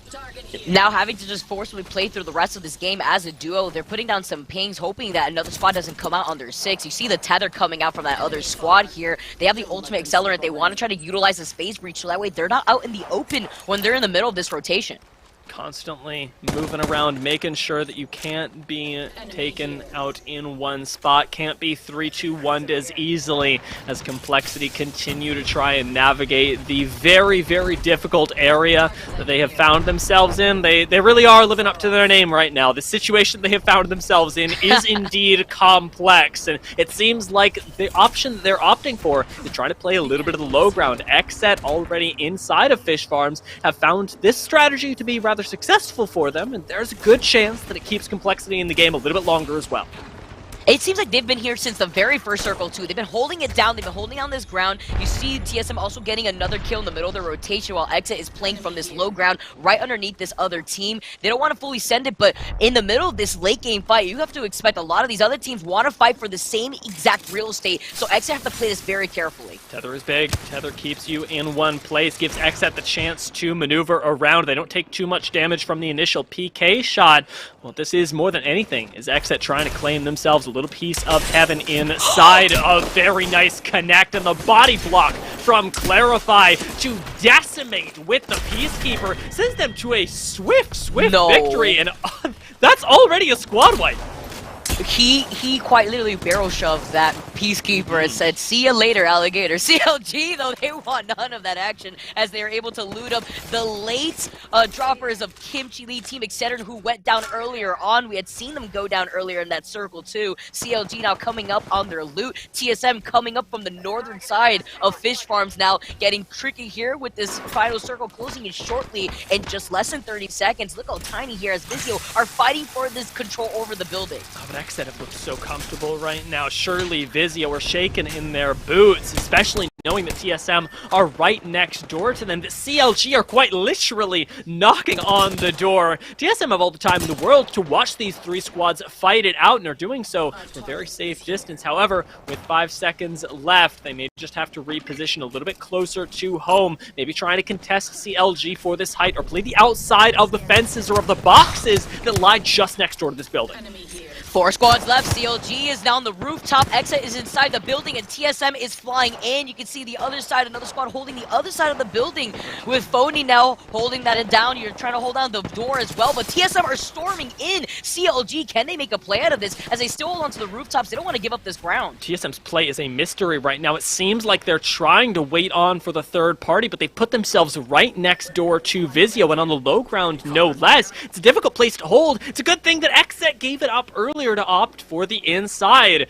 CLG on top, TSM on the bottom. It is not sandwich that I'm very comfortable being in, but these teams are going to fight their way out one way or another. Lots of exits available to them. For the moment, it's two completely different battles that are taking place.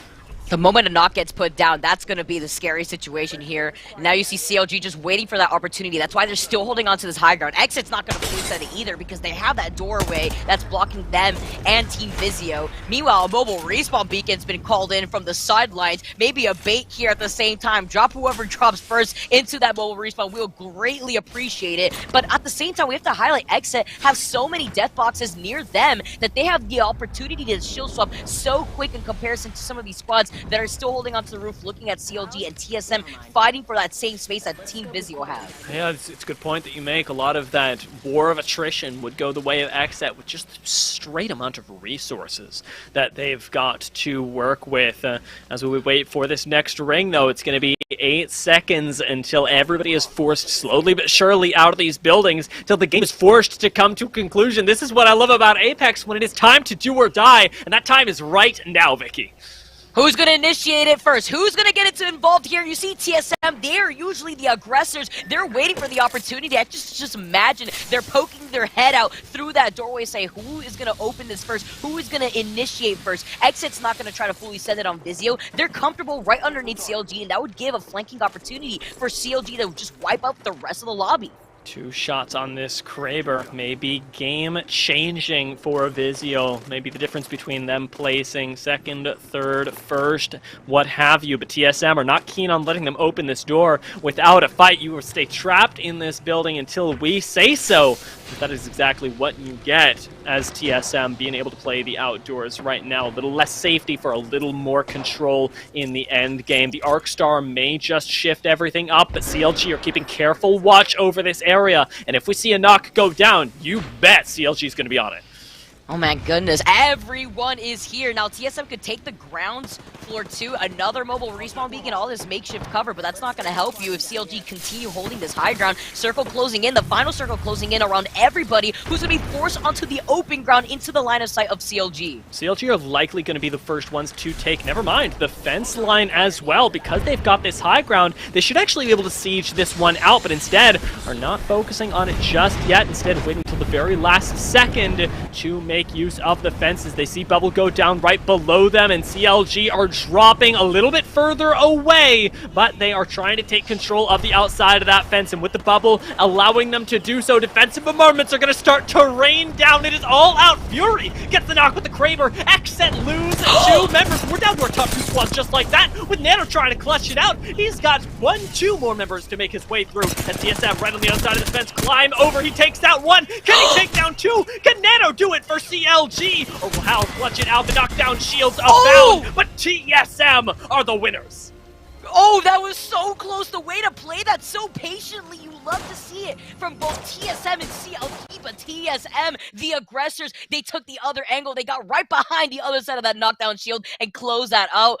Wow, what an endgame. The patience from all of our last remaining 4 squads really highlights how much so much little cover does between the mobile respawn beacons being called in and including that trident that was by the edge of the circle. This was one of the few situations where I looked at it and I went, yeah, we really need this end zone to happen, because otherwise everybody is perfectly happy where they are. But the chaos that ensued, of course, TSM performing excellently, do end up coming in on top. CLG with great play as well. And we'll see, of course, if they can keep it up. As now we've crested the halfway point, it's time to do or die for a lot of these teams. We're going to find out what they do after a break.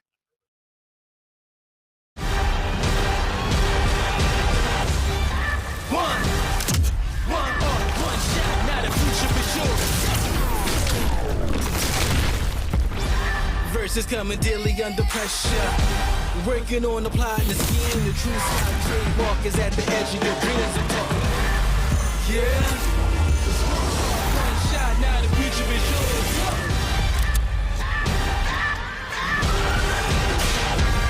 I'm turning dreams into reality. In the lab with the formula and chemistry. Your memories spark and motivate and make the industry shake. With the bars and the breaks, I'm talking one chance that was so good for the goal. It's one shot, now the future is yours. Go!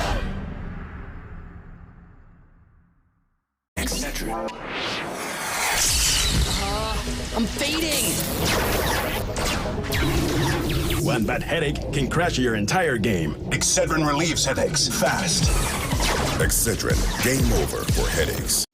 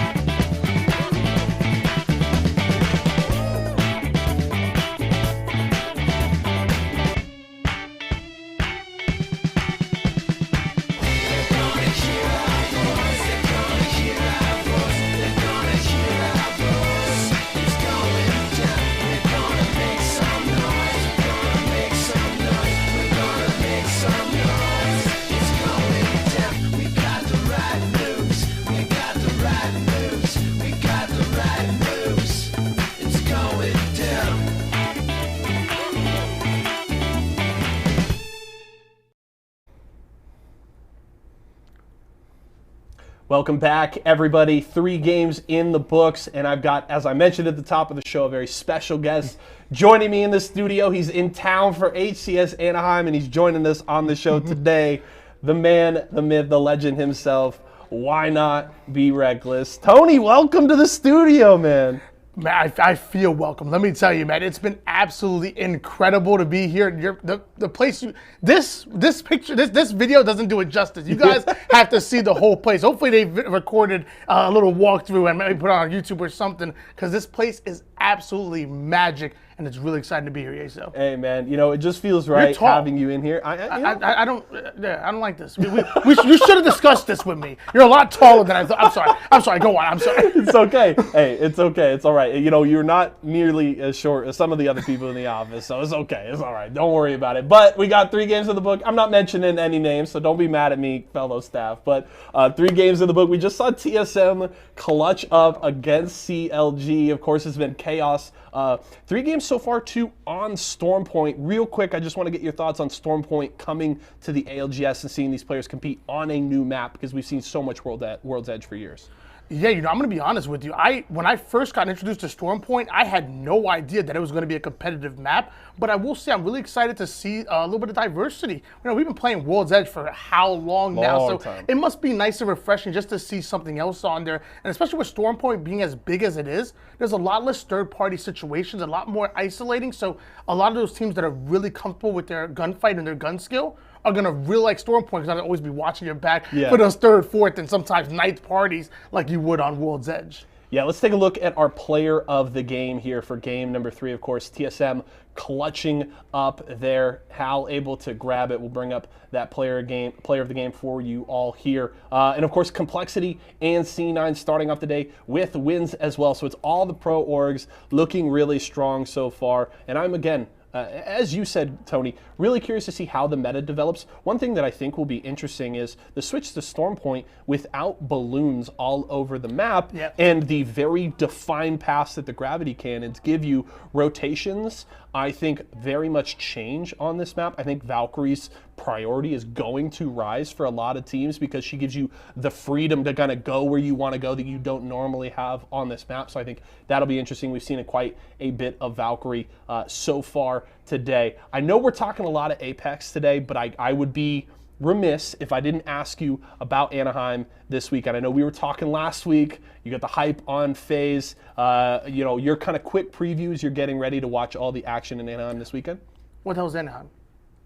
Anaheim? HCS Anaheim? Come on, I totally forgot. Oh, I'm sorry. I totally, yes! Oh my gosh, Cloud9 getting big wins. They might get another big win out here today, here this weekend. Let me tell you, man, Cloud9, their stock is really rising. For sure. I'm a big FaZe Clan supporter myself. I actually came in with the FaZe Clan jersey. They gave me the fresh. Look at the fresh. I got the name in the back. So I probably can't stand up. Show it off. Come I on, can stand. come on. Okay. Yeah. Give us a little spin. Guys. Look at my guy.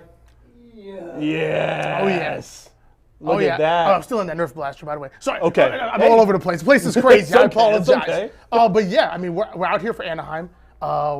It's a regional event. Yep. No spectators, so a little bit of a different kind of vibe. But I will say, I kind of really refreshing, if you will. I want to say it's a lot more of that online feel that we're gonna have of not having spectators kind of like making all that noise in the crowd and having a little bit more of an at-home feel, which I'm kind of excited to see.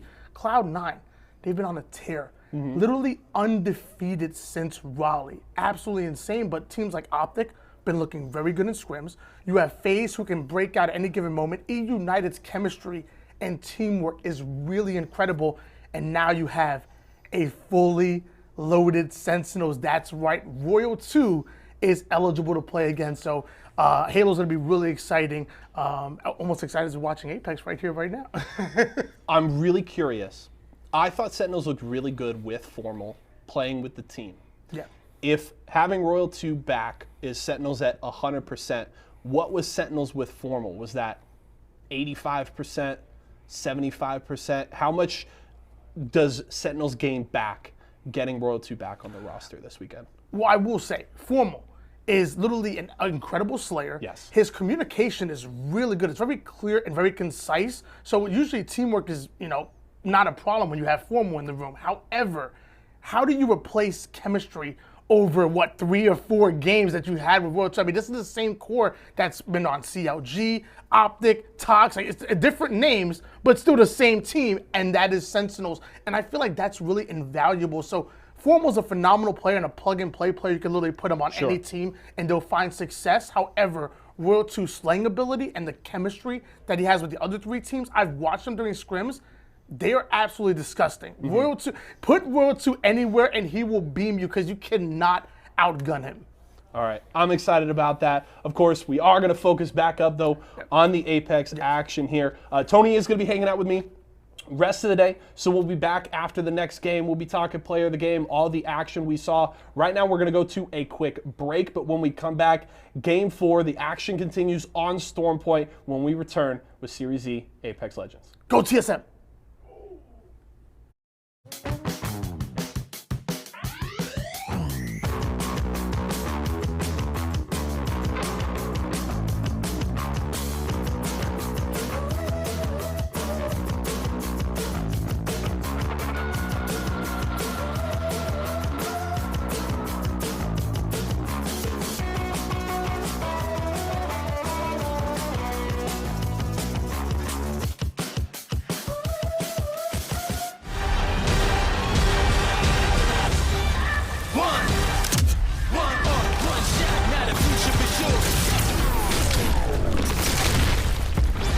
Verses coming daily under pressure. Working on the plot and the scheme. The true side trademark is at the edge of your dreams. I'm talking. Yeah. One shot, now the future is yours.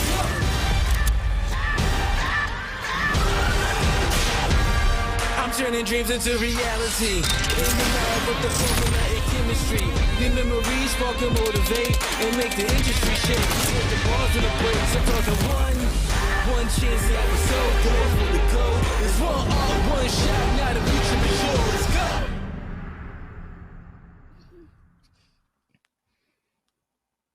3 games down, 3 to go. Series E Pro Night for Week 8 is absolutely slapping right now, Vicky. It has been our first chance to see not only the new patch, but see the new map added to competitive, and it has been amazing for so many of these teams. It has been volatile, it has been scary, it has been blood-filled, and let's see how many points fill the arena. Take a look at our Mobile 1 leaderboards. I love this change of pace, and I love seeing what I'm seeing right here because TSM had the game of their lives, taking game number 3 with a total of 16 kills. That's the most that a team that has taken a game tonight has been able to secure with with those same amount of kills. So TSM, 16 kills with a victory on top, 38 points as they move up to the number 1 spot in the overall leaderboards. And it is no mystery to us that XZ ends up taking second right now. You've been calling out XZ since the beginning, but their consistency on a new map has been remarkable. These guys are finally finding their footing, and I say that in a way where XZ normally, I think, has very large-scale performances and then very struggle-heavy performances. However, this time around, they are constantly just hitting top 2, top 3, and it is paying off. We may see them take their 3rd win of the season. Let's take a look, of course, though, at how last game played out at our Mobile One High Performance moment. Especially at the very end there. How intense it was for these teams to try to get away from that final circle and the open area that they would be first to transcend. Meanwhile, TSM, they utilized the dome and just waited. They waited to see if another team was going to contest them, but every other squad in the area wanted to prioritize the other side of the fence instead. So that gave so much time to TSM to focus down on all the other strugglers, the stragglers coming in from CLG, only Nano being alive. Nano almost had this, but there were still 2 members, even though Verhulst didn't have a shield, still alive from TSM.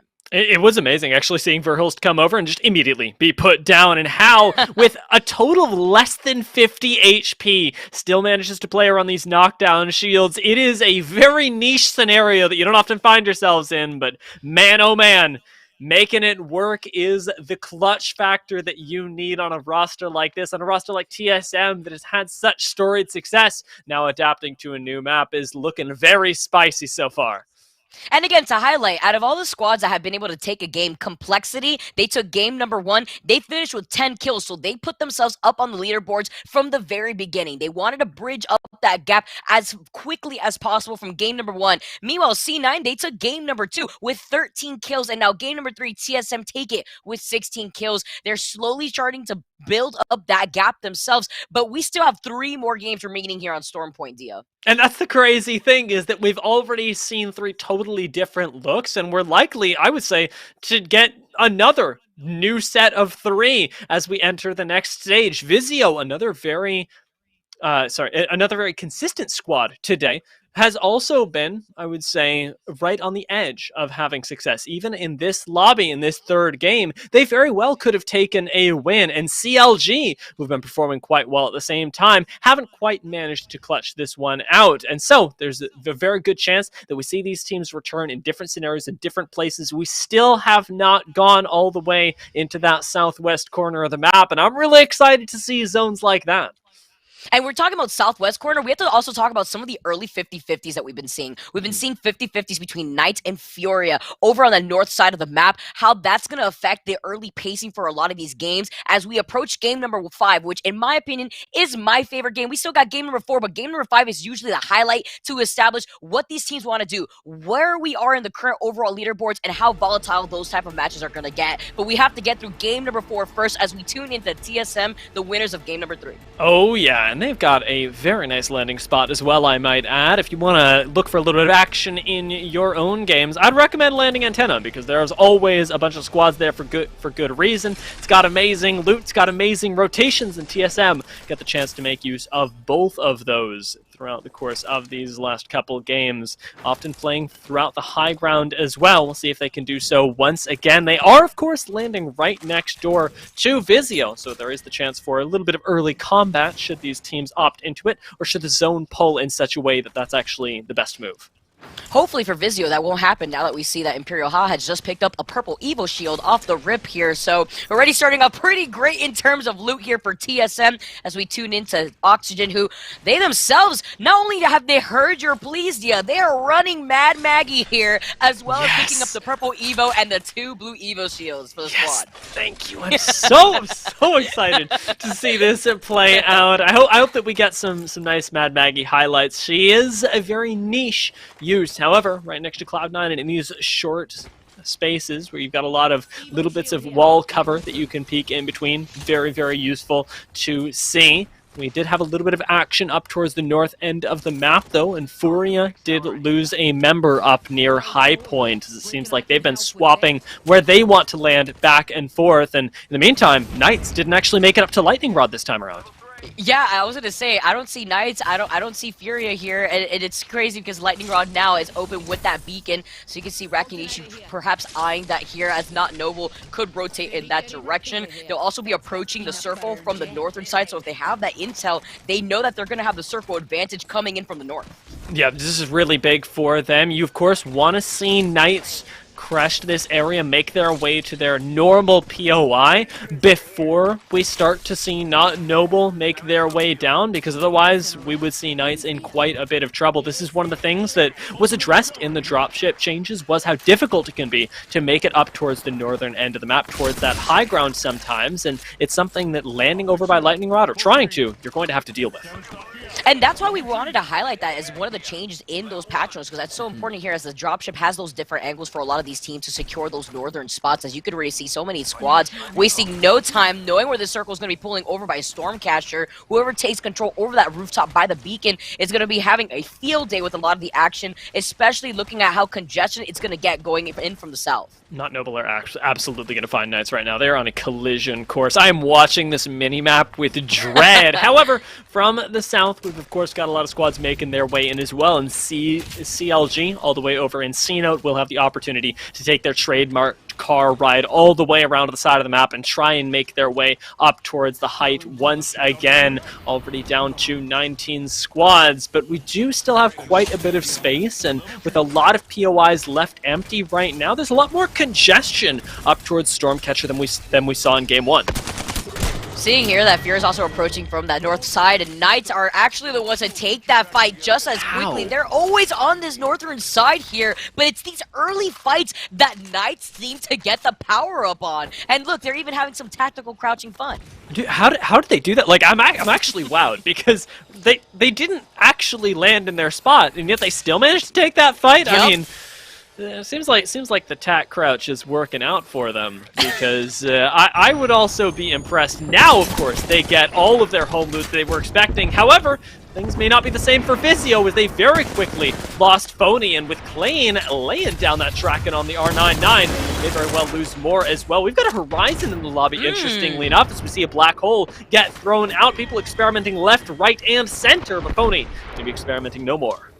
And we love to see it too. I love to see the Horizon being out into play, but is it going to really work out with that black hole not pulling in the members of Exit as they secure that kill onto Phony? They still secure this building here, and they're happy. They have the intel where the circle is going to be pulling, so they're essentially holding the same spot that we saw TSM holding in game number 1 when they wanted to contest a lot of the squads going into the choke point from the southern side of the circle. And it is a lot about how much you can abuse the height that you do have. With Exet using the cover that they've got in these buildings to their advantage, they are exposing themselves to the risk that you talked about, as that a lot of teams like to rotate through here. And honestly, Exet are the ones that they're going to be rotating through more than anything. Is this an actual use of the gravity cannon? We had not seen gravity cannon be used until right now. It appears that we just barely didn't catch it this time. And the best part was, it was a player running away from Renegades. Renegades have gotten themselves into a fight. Maybe a squad just got out right in time. You can see some damage being put down as Exit's putting down damage themselves. They were getting contested on the other side, and now they're trying to see who's knocking on their door. Well, it's going to be Klain here, as he's going to just hold on to that door himself. He's going to put down the tether, but it's not going to find anybody just yet. Even the crack through the door, anything here, as Exit don't want to get over and ahead of themselves, but the crack's Klain. He don't miss, and minus that final wingman shot, he heard me talking him up. He had to miss in that instant to give the limelight, or rather the spotlight, to Kenny there. And there's even a care package right close by on the other side of that wall. Exet just being wary here and also taking out Vizio all in the meantime. What an amazing sample of teamwork, of tracking, of everything as well. Exet making this look so good. And this is the squad that we were talking up. We got a Volt in the lobby as well. Though it may be less frequent, it is all the more powerful. And seeing Kenny wield that is a very exciting proposition for us here. We missed to see it, but now it's in the hands of Kenny, and they're in such a good spot. Again, we have to highlight this position that they're currently at. The only other beacon that's nearby here is on the high ground, right towards that area that we had noted before, where we see Knights absolutely popping off by Lightning Rod.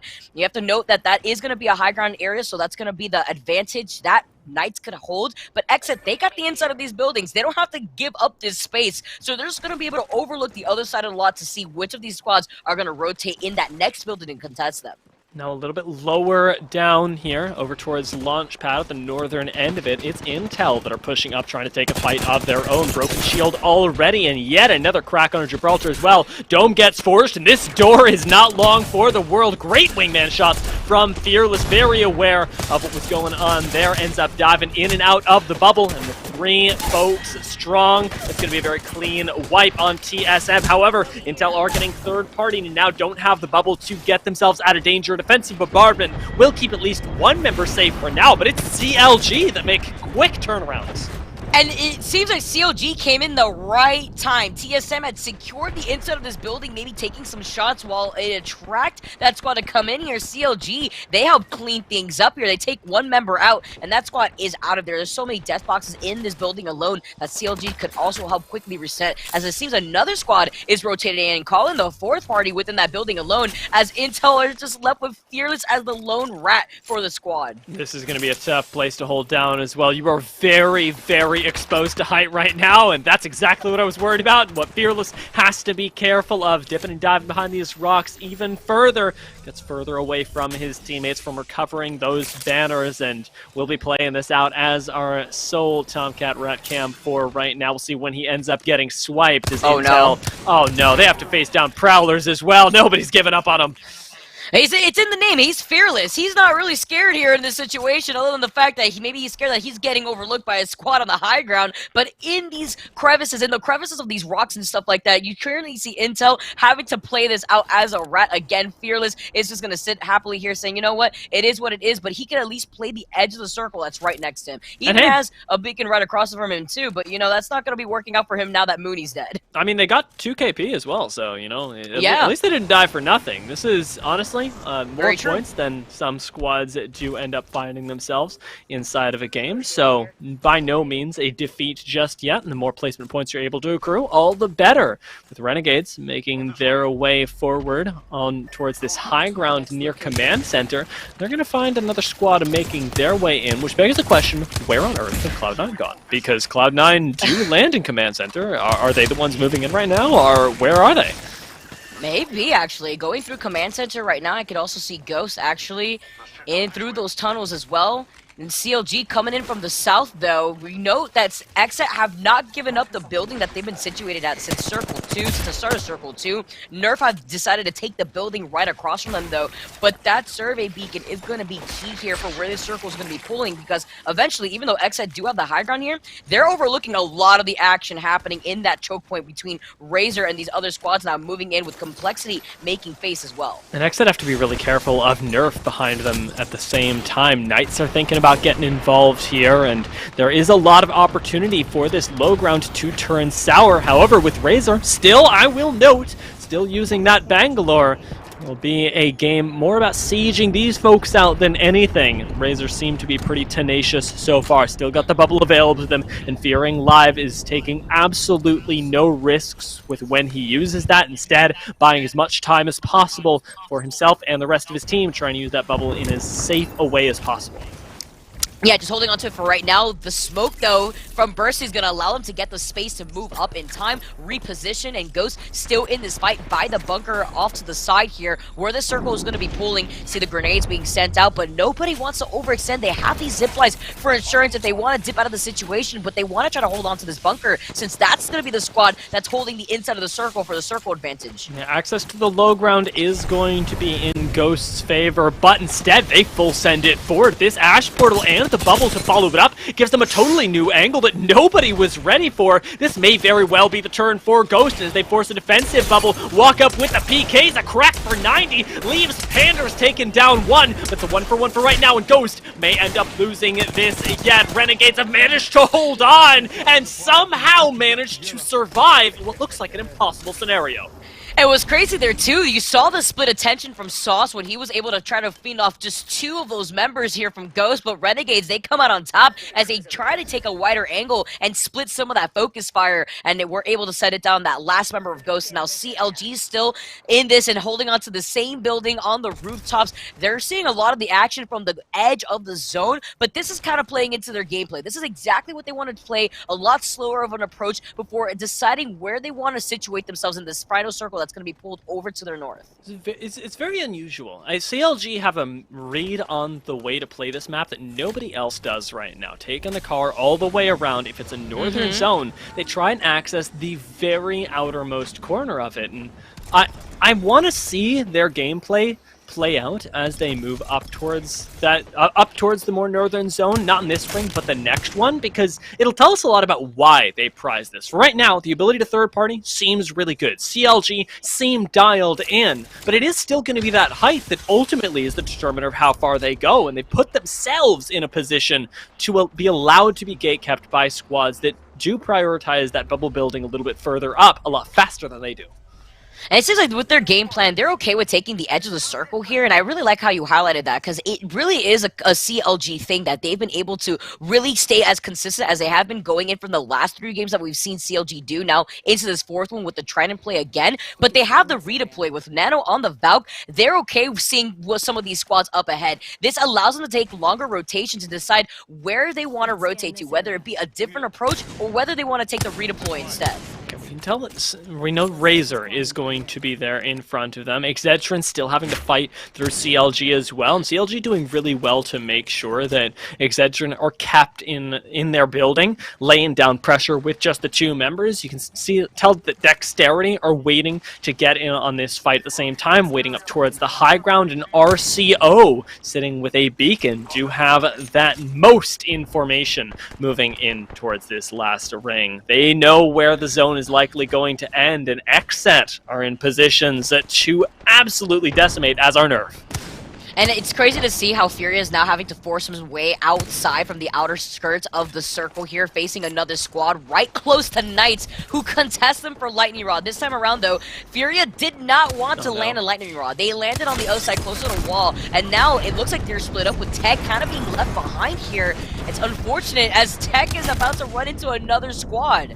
Yeah, this is going to be, well, yet another difficult journey as RCO wait in there, but CLG have decided that they want to take the fight and clear out Exedrin before they do anything else. Already having taken down 1 member, it may just be the full squad wipe here, and we'll see. However, losing Vatro, not exactly what they were aiming for. They do end up finding Flesh, no kills just yet. Watch the knock, as there's the potential for the shield swap to come through, but oh lord, enemy gets taken out by Dexterity just in time, and CLG, in a way, sort of get saved the trouble of having to clean it up, and now have their backs completely safe.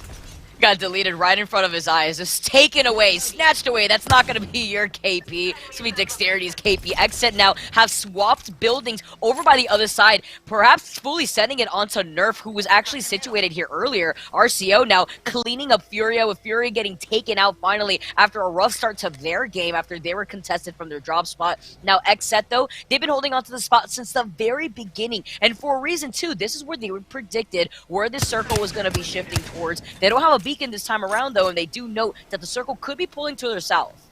And that's going to be where they end up playing for. Care package right next door as well. Maybe bubbled up on to try and get a little bit of access to that better loot moving into endgame circles. Volt still available. And RCO, after cleaning up a few kills, are taking a 2-man journey in, which is, I will say, surprising and perhaps in error. There we go. Sleepy Panda follows them up, and they land right on top of Nerf, right next door to Knights. They can still play this height, but it's a little early, and they could definitely be sent on as well. And with Nerf sharing this building with RCO, the highlights here, the Xset just forced Nerf to go and swaps places with them. Now another squad, though, redeploying right on top of the same building. That's 3 squads alone taking shop in this space alone. Aces ends up going down, and Knights get to watch all this happen, going, what on earth is happening in that building? Do we want to get involved? Do we not? For right now, it's going to be a little bit more of a patience game, as RCO are really playing the inside of this building well, having taken it by force, but yet another party coming up. It's Splash that want to try and take this from them, and instead, are going to end up losing a member for the audacity. Taking a reset right now. Prodigy Aces should be safe. Oi Senpai the only one to go down. They might even be able to get the res, and that's, I want to say, the benefit of just having so many teams involved in this. And I also saw Team Razor on the other side contest Xset, because Dress had gone down to one of the members of Xset too. So that's another team added to the amount of heads taking up space here alone, with Splash holding the outer walls. You can see Casellos just waiting for the opportunity to get Oi Senpai right back into the action. But can they do so? That's going to make the sound cue. You know that squad inside that building is waiting for the opportunity, with Prodigy Aces just quickly trying to reset. RCO around the corner, and Caselos, oh my lord, is somehow alive. Prodigy Aces is making this safe for his team, but can't do it for too long. Zoe Senpai does get knocked again. By Xset, of all people from across the way, RCO find themselves once again with another team running up on them, and this time it is Knights. They have decided that the journey of these squads in front of them had to come to a close. They watched for too long, and now they get everything.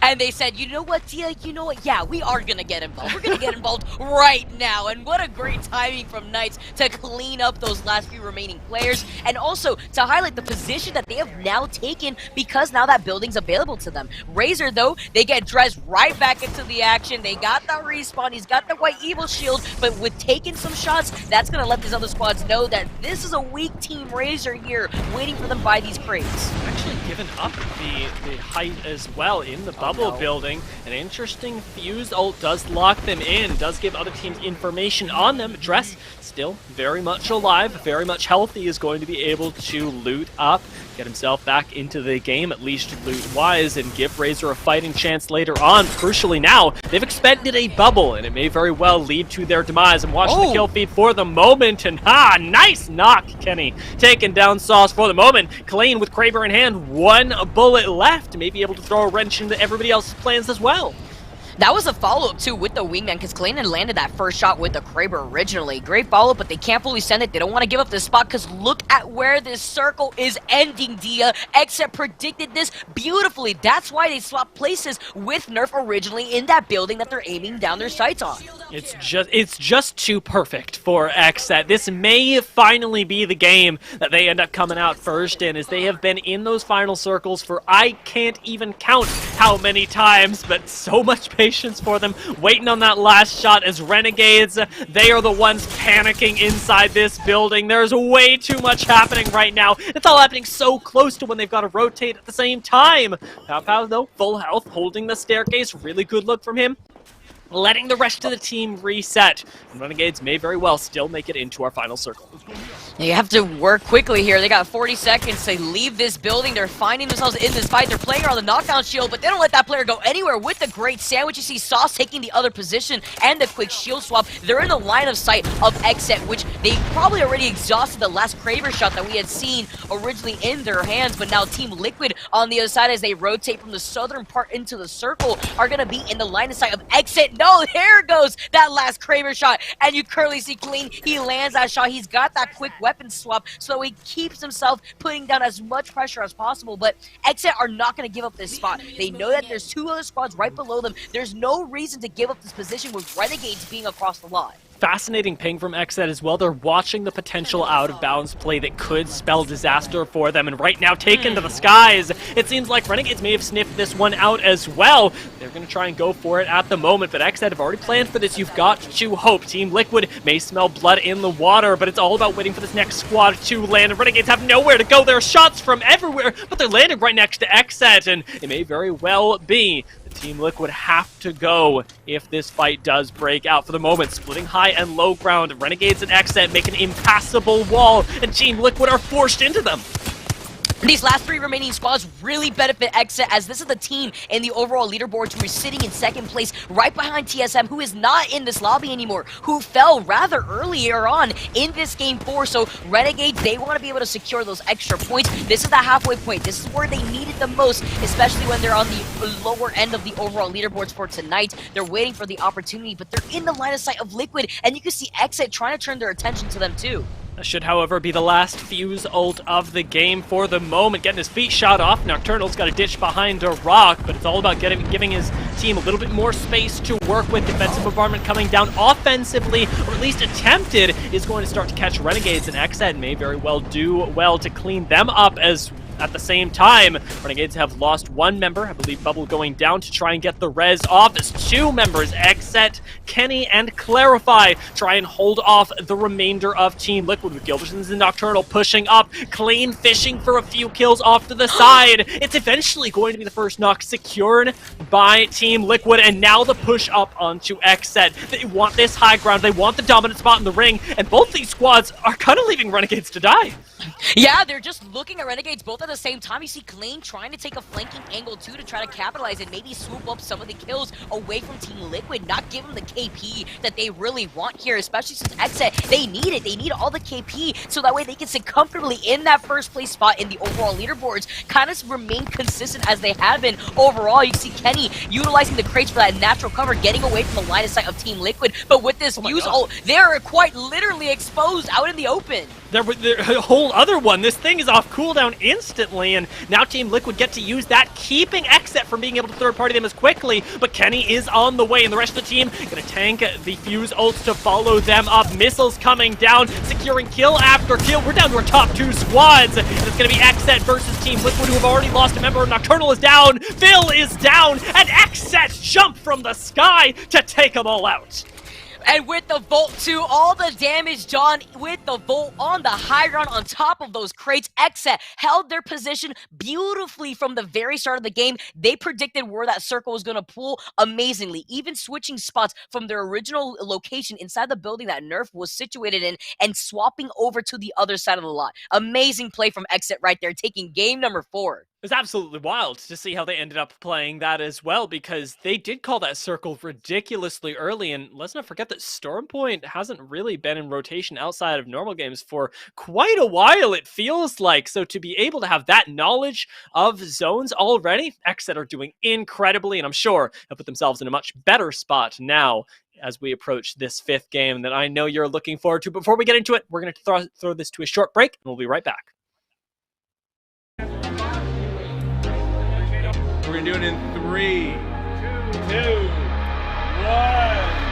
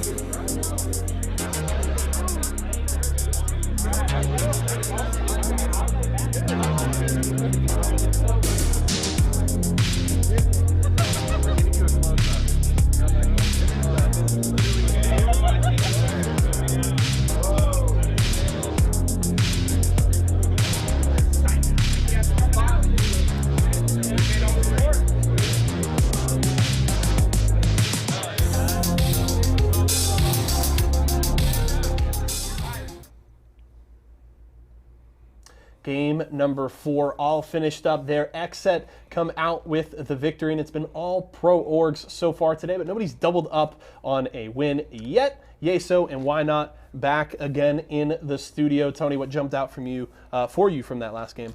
Well, I mean, we got to see some respect bowing coming in from Knights. You know, after you could call it that, I guess. Yeah, after you take down your opponent, you're in Avatar. They said like a nice prayer after bowing, and that's what Knights are doing. You know, okay. They were saying, you know, bowing, saying a nice little prayer to their opponent. Great job for them. Love the sportsmanship, and I also love Mad Maggie being integrated to some of these compositions.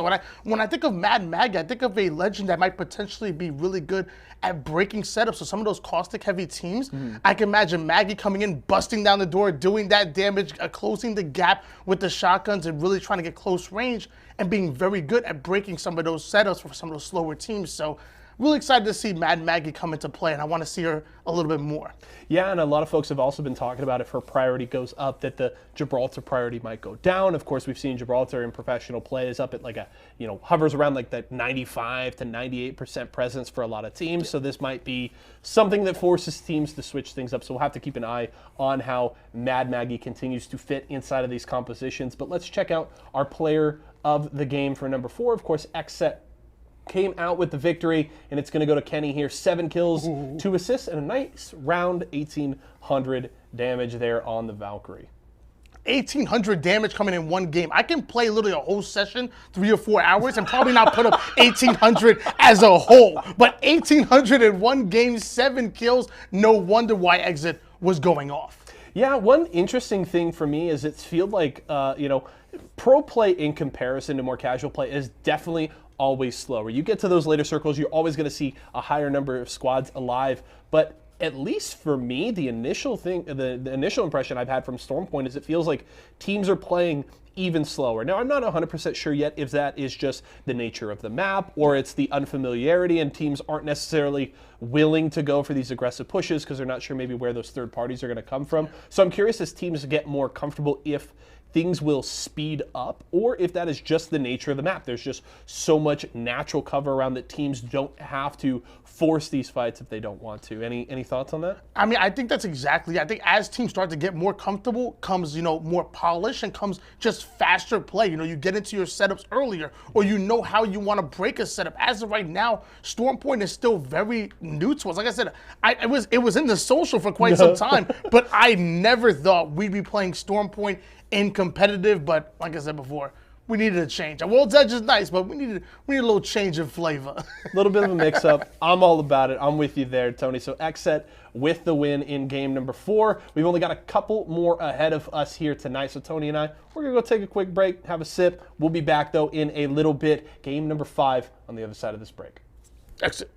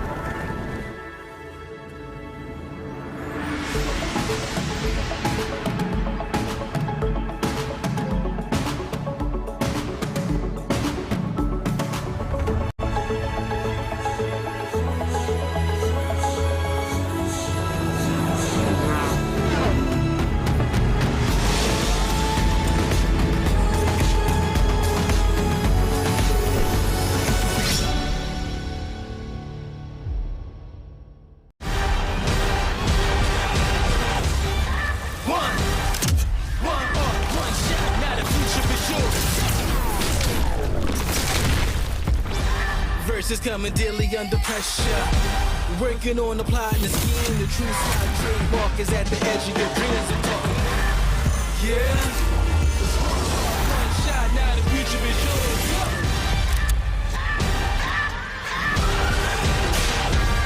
I'm turning dreams into reality. In the lab with the formula and chemistry. The memories spark and motivate and make the industry shake. With the bars and the breaks, I'm talking one chance that was so going for the goal. It's one shot, not a future for sure. Let's go.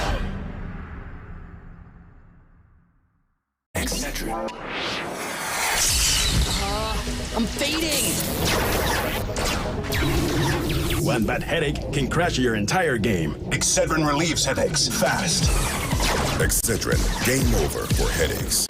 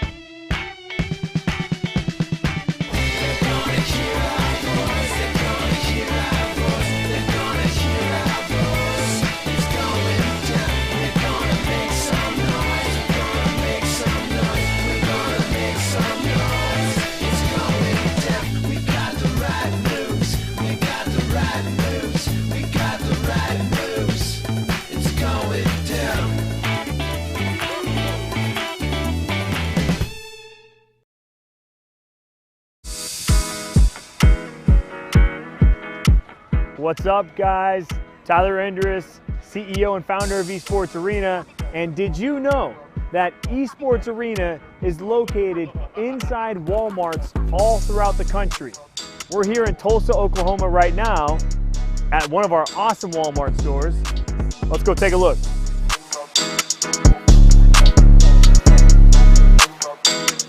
Fantastic, right? So typically in the front of the store, you see you got a Subway here, you got some Walmart services, but right there is the Tulsa Esports Arena. Right up front. So literally, if you're just doing some grocery shopping, you're gonna check out over here. Simple as that, or you could check out right in here. We've got Calvin, my man Calvin right here. Hey, yo, log me in on station number 8. You got it, Tyler. All right, I'm getting logged in. We're ready to go play some video games. Look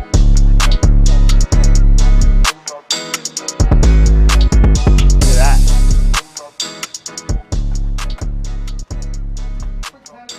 The best video cards in the industry. The best CPUs in the industry. The best gaming chairs in the industry. The best Razer peripherals in the industry, the best monitors that let you hit that 200 frames per second in the industry, no screen tearing whatsoever. All right here.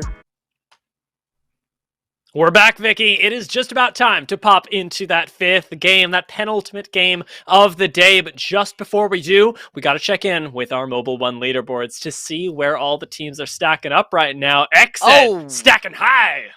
Oh my goodness, we talk about gaps being made here, and it isn't TSM making them or bridging them together. It is Exet who have taken the lead, 62 points in total after taking that win in game number 4, as well as 15 kills in total. But Exet, we talk about consistency. We talked about Exet at the very beginning before we even dove into game number 1 for a reason, and here it is. They've been on a roll. I feel like they've really gotten it together as a team since taking the pro night rather, in the Series E just last week, and they're looking to do it again here, Dia. Yeah, that 20-point lead is massive, and this is how it began, this Mobile One high-performance moment, demonstrating the control that Exet had over the lobby and the call that they made so early on to move here.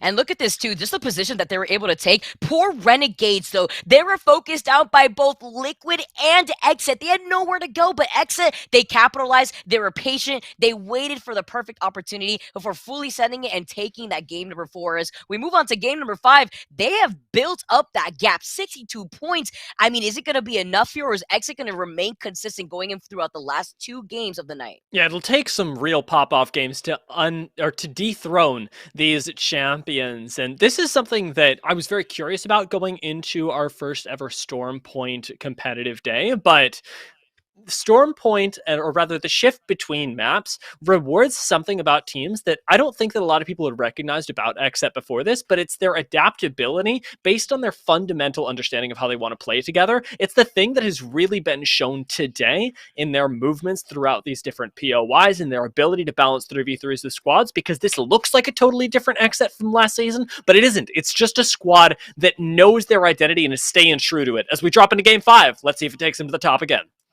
And I feel like that really highlights the synergy that Exit has been able to build up for themselves too. As we get started here with game number 4, we tune into Exit, the squad that just took game number 4. Sorry, as we move on to game number 5 now. Exit just landing here as they usually do. And in the way that they've been able to also have so many different rotation points, even splitting up here, they pass through Stormcatcher. They've been comfortable sitting by Cliffside Depot, and it looks like that's actually going to be their game plan again while they get the information of the beacon. And I mean, right now, Klein is in the Furia Ape Zone, but Furia aren't there. Furia have been moving around and doing all sorts of different stuff, and XSET does get the opportunity to regroup, move themselves back, as once again, Knights do make a little bit of a late rotation up towards Lightning Rod. This game, however, should belong to our squads a little more central to the map, especially thinking of TSM right now, who have yet to double up on a win.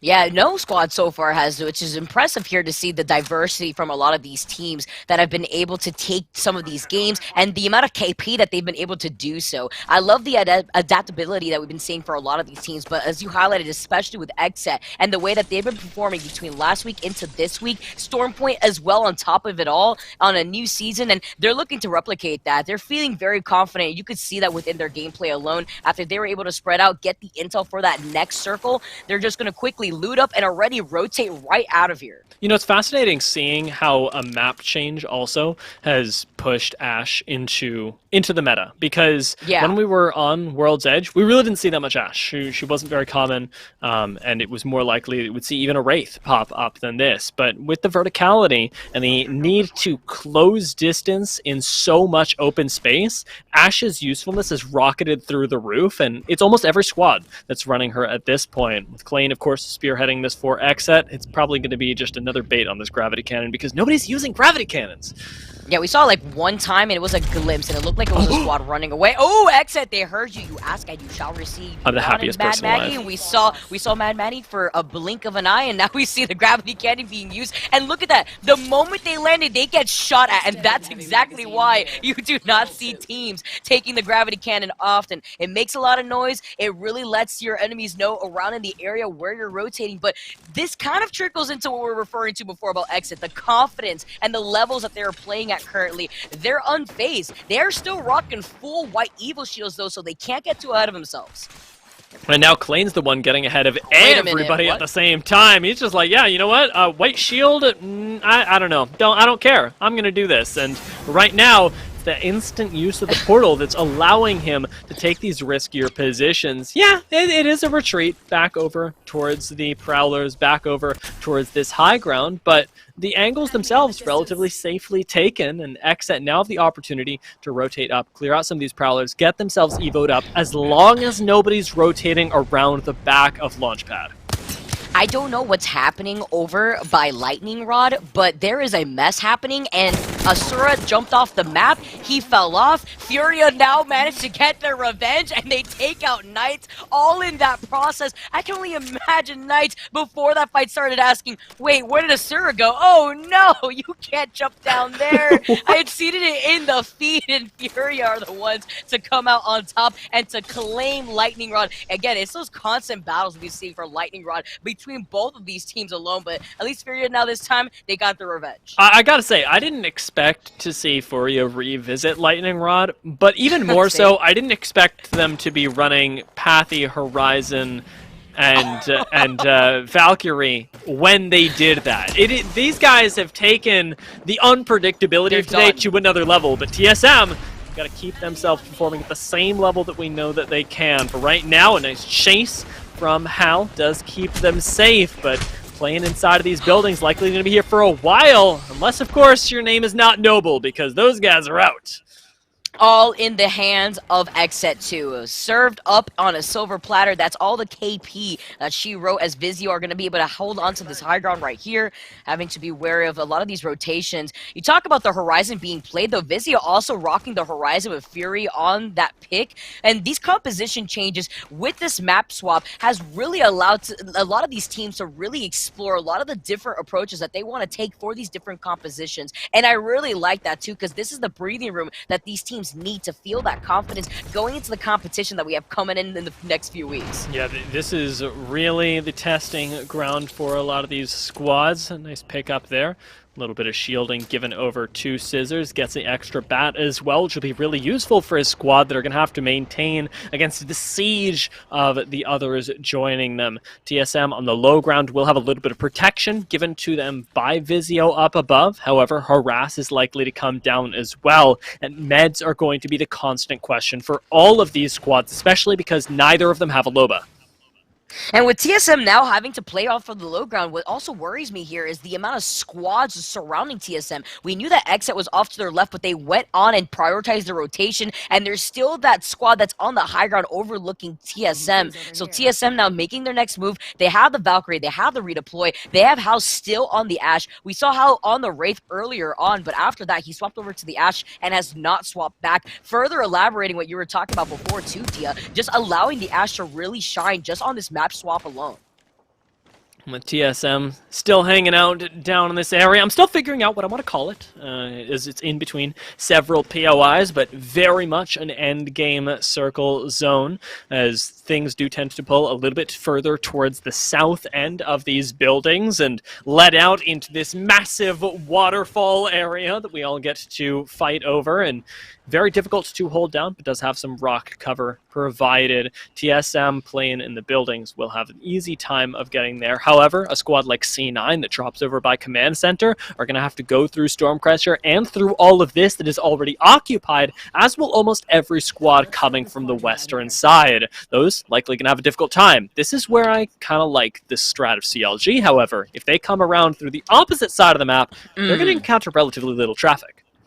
And they'll be coming in on a Trident too, so they'll have that mobility, so that way they can shift away where they want to come from immediately if they feel like they want to engage in a fight. But with a lot of these squads taking their sweet time, you can see TSM still situated in this building, not trying to overcommit to anything, still knowing that there is a squad on their 6 on the high ground. The moment that TSM exits this building right from the southern side where you see Verhost looking down under, that's when they're going to get shot at. And there was even a care package off to the right too that we saw them scoop up a purple Evo shield, looking at the squad that doesn't have that high ground over TSM. So Renegades now in a fight themselves. We saw a lot of standstill from these squads just looking around, just trying to situate themselves in this building. And this is what I wanted to highlight. When it comes to these type of Game 5 situation, you see a lot of the games either they slow down or they pick up quickly as Pow gets away quickly from that door. Yeah, speaking of the pace of things, I mean, already we got to see Mad Maggie used. That was instantly the pop there that Pow got forced away from the door by. Her tactical, of course, being able to hit you through walls means that Renegades were not nearly as safe as they wanted to be there. But I think one of the things that stood out to me in between these games, as we're sort of thinking back on how teams have won them so far, is something that Tony said on the desk over with Yeso. And it was this idea that the game isn't slowing down because the map is slowing it down. It's slowing down because teams have a lot less practice trying to disrupt the other squad's play style, going, okay, well, you're in this place, how do I actually get you out of there? And it's something that is becoming more and more true the more that I think about how these games have played out, and even in the mid-game, how so many squads are sitting in stalemates. And that's so true, too. I also feel like it's a confidence thing, looking at a lot of these teams and how they want to take this fight, how passive-aggressive it's been for teams like Excedrin that want to hold on to this high ground, and also prioritizing these positions, not knowing which of these squads want to overtake that. As we see a redeploy up front by Excedrin, they get the crack. Can they disrupt the redeploy, though? It looks like they did. They can take out Holiday. RCO in some trouble. Nando can't even wrap around the corner in time. Sleepy Panda trying desperately to get out with that speed boost, but this may be the end of RCO as we know them. A little bit healthier than his teammates, certainly, as Holiday no longer even in the game. Nando joining him, but ratting it out on this low ground going to be a nearly impossible task, even for the maddest of Maggies, and Sleepy Panda is really going to have to go off with any squad that might drop down to him, because make no mistake, he's going to attract attention down here. Oh, absolutely. That's why you could see Sleepy Panda trying to plan out the next move. Do we recover the banners? It looks like another squad rolled in to try to go in for a third party. Successfully so, as you can see some shots being taken. Will this give the opportunity to Sleepy Panda to recover those banners? He's not opting to run away instead, and that's also very risky as he would be traversing through the low ground, but he also doesn't want to make noise by taking the zipline right behind him. So now, understanding he's still got the speed boost out up in front of him from that ult, he can try to run and try to take those banners just in time while they're distracted with that third party that rolled in. Nice flying over Jurassic Park right now, the landing spot of Vizio, our best performing partnered squad today.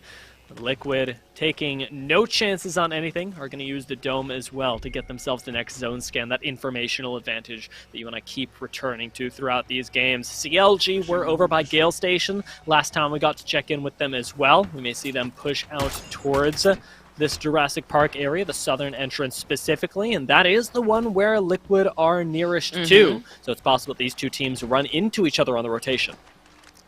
Crazy enough, too, they're also hearing some of the action going down in Antenna, so they're just holding onto the border here, deciding whether they want to go and leave from the southern side after taking that beacon, and it looks like it is. They're not going to try to see what's happening over by the action of Antenna, where you could imagine another squad has rolled in with 17 squads still up and alive here for game number 5. The pacing has slowed down most definitely here, but with the Prowlers coming out, you can see Team Liquid looking to loot up quickly. Another squad actually on the other side of Jurassic Park.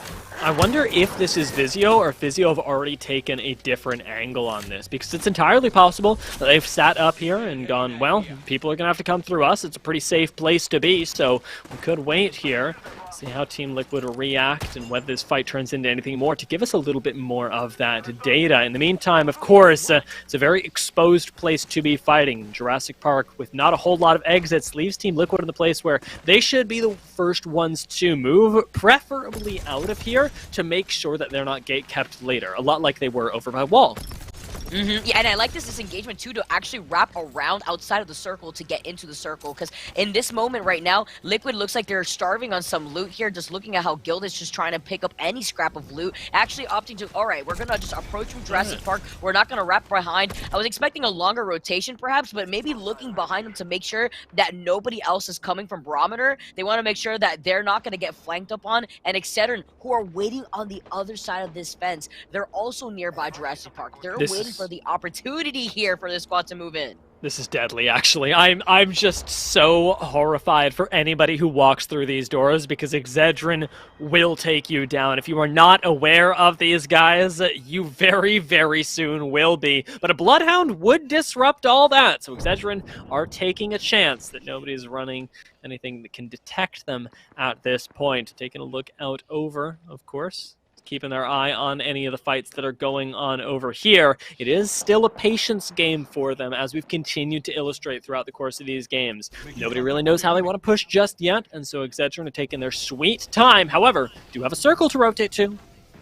Yeah, and they have to get to it soon, too, right in the direction of where Excedrin may be situating themselves in, as Vizio have not given up this spot. This spot has been here from the very beginning, even securing that purple Evo out of that crate earlier on. But Excedrin have revealed their plans. They revealed where they're situated, as they take some pot shots, actually, on the other side of that fence, and they revealed their location to the other squad, who have been holding the inside of Antenna. Getting hit up from the back right now. Excedrin do not look very comfortable, because because this, they know, is a losing situation, and they don't have a whole lot of ways out. Do have that Valkyrie redeployed to try and utilize later on, but XZ on the outside are looking a whole lot more comfortable than anybody inside Jurassic Park, already having forced a defensive bubble and wrapping around with a nice couple wingman shots. Klein and the rest of the squad end up finding themselves even more KP, but you have to reset. Do not have that extra safety. Nerf could wipe them out now. And they know that they broke the shield thanks to the new pinging too that Nerf is going to be able to see in the feed. They get the knock and they're going to be able to fully send it after that bombardment. What a greatly placed bombardment and nicely timed at that as he moves and wraps around the corner with the wingman. Not going to be able to secure that one knock, but does try to finish off the down player already as Nerf. They're trying to take this passive aggressively. They understand what happened before. They don't want to fully send it and isolate themselves. Rifle in hand. It is time for Force to the arc snare. Yeah, gonna have to figure out how they take this. Bubble already down as well. Nerf are actually playing this very reserved for the way that it started for them. It's actually going against them for the moment. In fact, they're gonna be taken off away from XZ. Though the shield gets broken, they still do get out alive.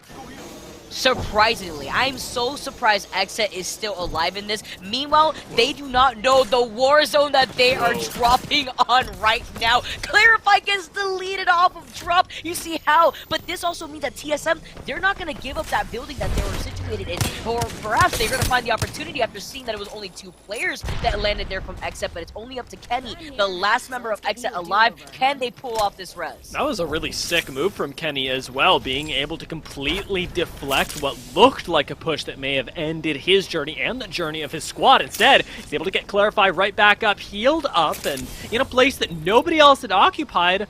Though it is risky, there's a good chance that they end up surviving for at least a few more squads. Renegades are going toe-to-toe with another couple 3, though. This is going to be the time for them to do or die, because Game 5, when you've got to finish collecting a lot of your base points so you're in a position to win come Game 6, and right now, Renegades haven't got any KP just yet. Yeah, they've been struggling a little bit on trying to be as aggressive as possible. Every single time they've been trying to push, they've been met with a third party here. Unfortunate here as Intel now also get that knock too. They're trying to wrap around this rock as Moody pushes in with the aggressiveness here. The wingman landing its shots. The cleanup as CLG gets taken out. Renegades now also trying to clean up themselves as they finally find Team Excedrin on the other side of these rocks. Go from clean fight to clean fight, especially for Renegades, who lost almost no shields. Nobody knocked for that. However, in the follow-up, Dexterity may very well be doing that to him. Already finding 1 crack, 2, and the initial knock. Renegades have lost a member, and this bubble is the perfect follow-up to all of that as Sung manages to wrap around with the car. They are making short work of Renegades, and Dexterity are looking really, really good right now. Goodness, that dome, the space that it created here for Dexterity. Stomps though loses his shield, but look at that, fear no more. As the rest of the team with Davis Wave coming in from the 6 could help clean up Stomps. He does so. That's going to be Renegades completely taken out with 9 squads left here for game number 5. Very, very nice play from Dexterity. I cannot compliment them enough for the way they took that 3v3, but now they may very well have to take another. There is not 1, but perhaps 2 other squads running up on them as they do end up getting flanked for a moment, and it's going to be Splash for the running up on this, almost pulling exactly the same scenario. I'm getting a little bit of deja vu as the bow comes out, or Senpai does quite a bit of damage, but does get taken down, and it's a 1-for-1 at the moment. Sung completely out, but Dexterity still very much in this. Party G-Aces rolls up with that Eva, tries to take a few shots down, but doesn't turn into anything just yet. Instead, Dexterity go out. Splash are going to get the res, and presumably are going to make their way in a circle if they survive. I love the follow-up, too, from Splash. You saw Aces, you saw Casellos going in for that follow-up, so that way they could get that res just as quickly with this circle now closing in right behind them. This one's going to take a huge chunk of your health, so they're going to prioritize just getting into circle, try to rotate through this natural cover that the crate and the pole provide, but they do put down some pings to see if maybe there's another player on the other side of that rock, on the other side of this car here, but they don't want to reveal themselves. We do note that there is another squad on the high ground right there, and TSM on the other side of that building with the last 2 remaining members of XZ right underneath that. Massive fan of Oi Senpai right now, wielding this bow. He is speaking right to my heart. We'll see if he's able to, use it to any greater effect. Has already, still gotten some good damage down with it, at least in the initial stages of this game. However, with Intel holding down the other side, it will really be what feels like a long-range fight because it's happening in so many places, but several micro short-range fights that are going to break out throughout the course of the next couple minutes. Zone 5 closing in just a singular minute. Turns already down, however, an X-Set as a two-man squad end up finishing off Nerf. How did this happen? Did two domes coming out and they didn't get third party too? We saw TSM even try to push initially when they saw X-Set land there, but meanwhile there's a fight going on and they couldn't push perhaps because there's a fight happening on the high ground. It's Intel making their next move. Fearless loses their shield though, so they're forced to disengage almost as quickly. No, TSM had gotten stuck right there, and actually it looked like they were going to go out entirely, but Intel now being forced on the retreat is definitely not what we had expected. With Kenny down though, it seems like X-Set may very well be meeting their end. Already, Intel take the ground right below here. X-Set had previously held, and we've still got one member left alive. Clarify, may still survive, but it's looking more and more unlikely as everybody from Intel wraps on him and he's gone. But that 6th place here for X-Set, is that going to be enough with TSM still alive here, still cleaning up some KP? That was Blueberry that also took care of Kenny initially at the very start with that Kraber. That's how that knock originally happened. And it was Oxygen that not only have circle control, but have this amazing cover by the rocks on the low ground. They're not in any team's line of sight. Instead, they're just playing the rocks safely here. They do see another squad right below them, though, and they don't want to give them the opportunity for the flank. Beautiful thermite right into the water as well. Ends up keeping everybody safe as Blueberry from above is playing protector to the rest of Oxygen. Bubble has come out though, and it's a full fight on this low ground. Vizio can third party this. They got to be very careful about how they take it as Oxygen lose 2 members, and now with just Blueberry alive, they're going to have to face up to the squad on the roof, and I'm not sure if Blueberry can do it. Ends up going out underneath the building, and to TSM of all teams, the ones that you talked about, having been cleaning up the kills this entire game. Now we're down to 3 squads, and TSM are ready to take their second game. TSM with open arms welcome this KP just landing right in front of them. We'll take those. 3 squads left. TSM still in the same place that they have been since the second circle. They're not giving up this ground because they do know that there is that same squad that is holding onto the high ground that has not given up that space, but there's another squad fully healed up with full red Evos who are just playing from the low ground too, so TSM don't want to let this KP get away from them, so they still need to put themselves in the line of sight to get into this next fight. 2 out of 3 chance that we actually get a partnered squad finding themselves the win for the first time today. TSM, the only squad that can deny them that, with both Intel and Vizio positioned to potentially take this game. It's going to be one of patience. This final round starts closing in 3 seconds, and that's when we know all these teams are going to be forced together. Already TSM moving up to the high ground. They are making those schmooze. The defensive bombardment does keep them safe for the moment. It's just a little bit more high ground spread though, and Intel now alone on the low ground. And with TSM now, with this phase breach, I was wondering if this was going to be an eagle that they could take, and it is. So now they've completely shifted their position where they have the high ground advantage. Now they're going to be able to overlook the last 2 remaining squads who are going to find themselves in this skirmish shortly. You can see the action, all the congestion inside of this building, but nobody is fully sending it just yet. No, it's going to have to be the ring that forces these teams together, because it will not happen voluntarily. With TSM holding down the roof as well, it's really Vizio that are exposed to some of the most risk when trying to make their exit, and may just have to do so in a little bit more of an unorthodox manner. I like the ultimate accelerants though being pumped into Howl right now. It's giving them access to that phase breach for a little bit later on, giving them some more unorthodox positioning, perhaps unexpected in the face of Intel and Vizio. But now we're down to just the 1 exit that Vizio can actually take out of this building, and TSM are guarding it with their life.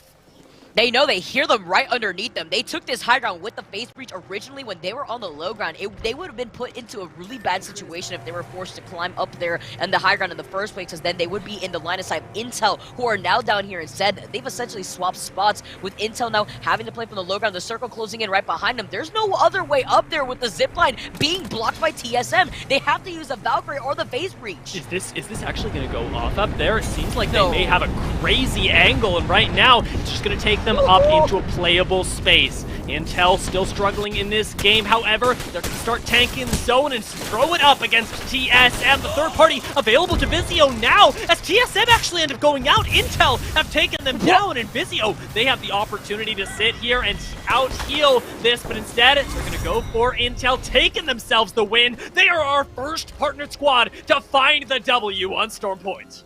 Can we talk about that Kraber shot onto Reps? TSM fell apart at the very end there. I wish I was watching that line of sight. I wonder if it was a hip-fire kill with that Kraber, because that was absolutely huge. TSM had such a good position on the rooftop right there. What a play here from our sponsored squads. It honestly looked like it should have been their game, but that is that X factor that you can never count out, and partnered squads end up taking themselves one. It looks good for them, and it may look even better as we're about to have our 6th game in just a few minutes. We're going to take a short break before that, and we'll be right back in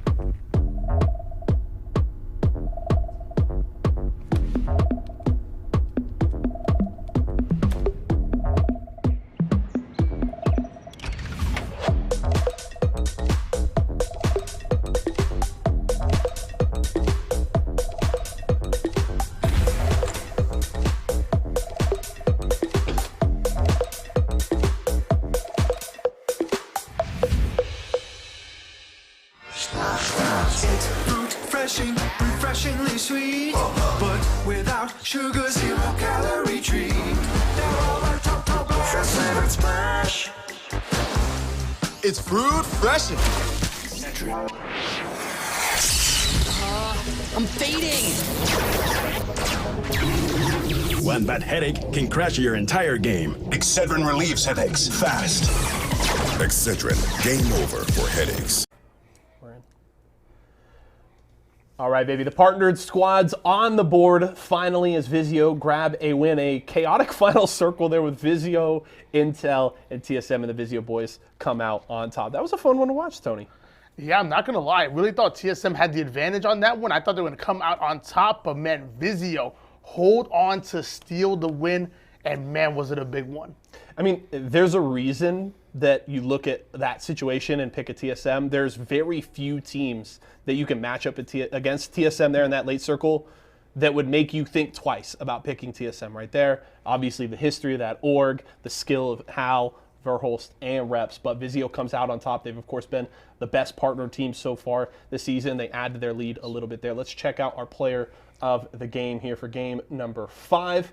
And it's going to go to our old friend Phony, man. Looking nice, 3 kills, 2 assists, just short of 1,200 damage in that one. Pretty slow play there for Vizio in the late circle. I mean, I was taking a peek at the map pretty consistently during that game, and they got into that late spot, and they just got to hang out. The circle came to them, and it ended up paying off there with the win. But that's normally Vizio's style. Like, Vizio's not that team that's going to be ultra aggressive playing the edge of circle. They get into their spots early, and they have no problem slowing the game down to their pace. And anybody that tries to push them usually going to have a really hard time because their defensive setups are on point. And I'm going to stop calling that man Phony. The man's the real deal. I'm not calling you Phony no more. It's not happening. I'm done. We're going to get Tony in a Discord call with Phony one of these days, and he's just going to be like, all right, man, we got to have a heart-to-heart here. Yeah. I love the name, but it just doesn't fit. You're out here frying. You're the real deal. Yeah. You know, Tony comes in, introduces himself. He's kind of a big deal. Phony, maybe in the same neighborhood. It made sense when they were going by My Little Phony before, but not anymore. You're Vizio now. You rebrand or something, because again, you're the real deal. And I love watching Team Vizio. I really do. They just play good fundamentals, and it's something that, I think we all can add to our Apex repertoire. I love watching Vizio and trying to emulate what they do. I just don't hit my shots. That's all right, Sony. We'll have to see if Vizio can keep it rolling in the final game of the day, game number 6, on the other side of this break.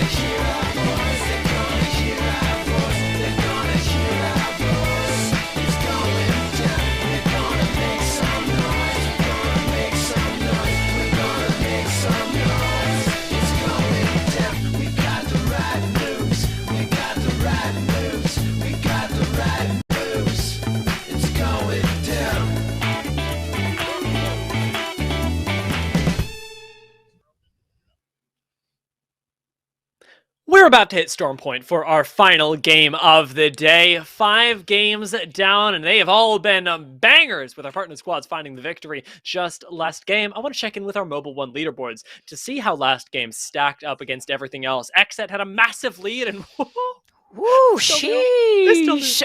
Okay. I don't know. You have to absolutely have the most pop-off game for this final game 6 to even catch up to Xset. Looking at you, TSM, because this is a squad that could definitely do it. We've seen TSM do it before, but this is going to be a difficult one. I mean, at the moment, with the way that Xset has been playing, even though they went out in 6th place, in game number 5, they still secured enough KP to tie them with the overall points that TSM also secured for themselves in that 5th game, even though they fell down at 3rd place. So right now, we talk about consistency. We talk about the teams that have been able to adapt throughout the course of the last few weeks. This is why I've been able to highlight Xset, because they've just been on another level, and they're displaying that again here in week 8 of the Pro Night. And while first place looks secure, let's take a look back at what brought them there at that Mobile One high performance moment, where interestingly enough, it was Splash rolling up to take out Dexterity that really impressed the viewers at home.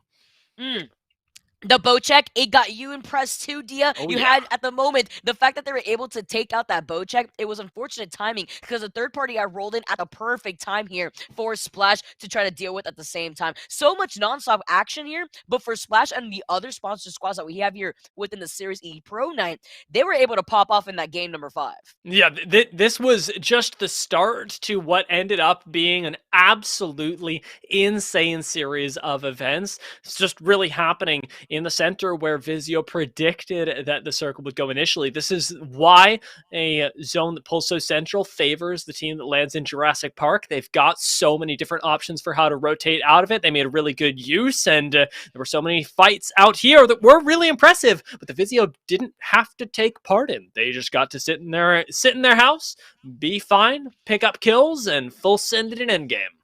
And Vizio was in that high ground building for so long for that late circle. You saw TSM holding onto the building right below it. But I feel like something that we are starting to see between Xset, between TSM, between Vizio, a lot of these squads that have taken wins throughout the course of the night, their position and their prediction for where these circles are going to be pulling, they've been situating themselves in these final buildings from Circle 2 and even in Circle 1, looking at Xset in the game that they took for game number 4. So I feel like this is going to continue on as we see a lot of these other squads situate themselves over at Storm Point as we go on to the final game of the night here. All right, let's take a look at it. Let's see how this one breaks down. I'm actually so excited. I almost started doing my terrible Scottish accent. That's the level of excitement that I have for our 6th and final game of Storm Point. This time, I will say, Knights are going to be able to land perfectly fine as the dropship has taken them directly over lightning rods, so they shouldn't face the complications they did last game, but I'm sure that we'll see Furia showing up again, and as I say it, it does happen.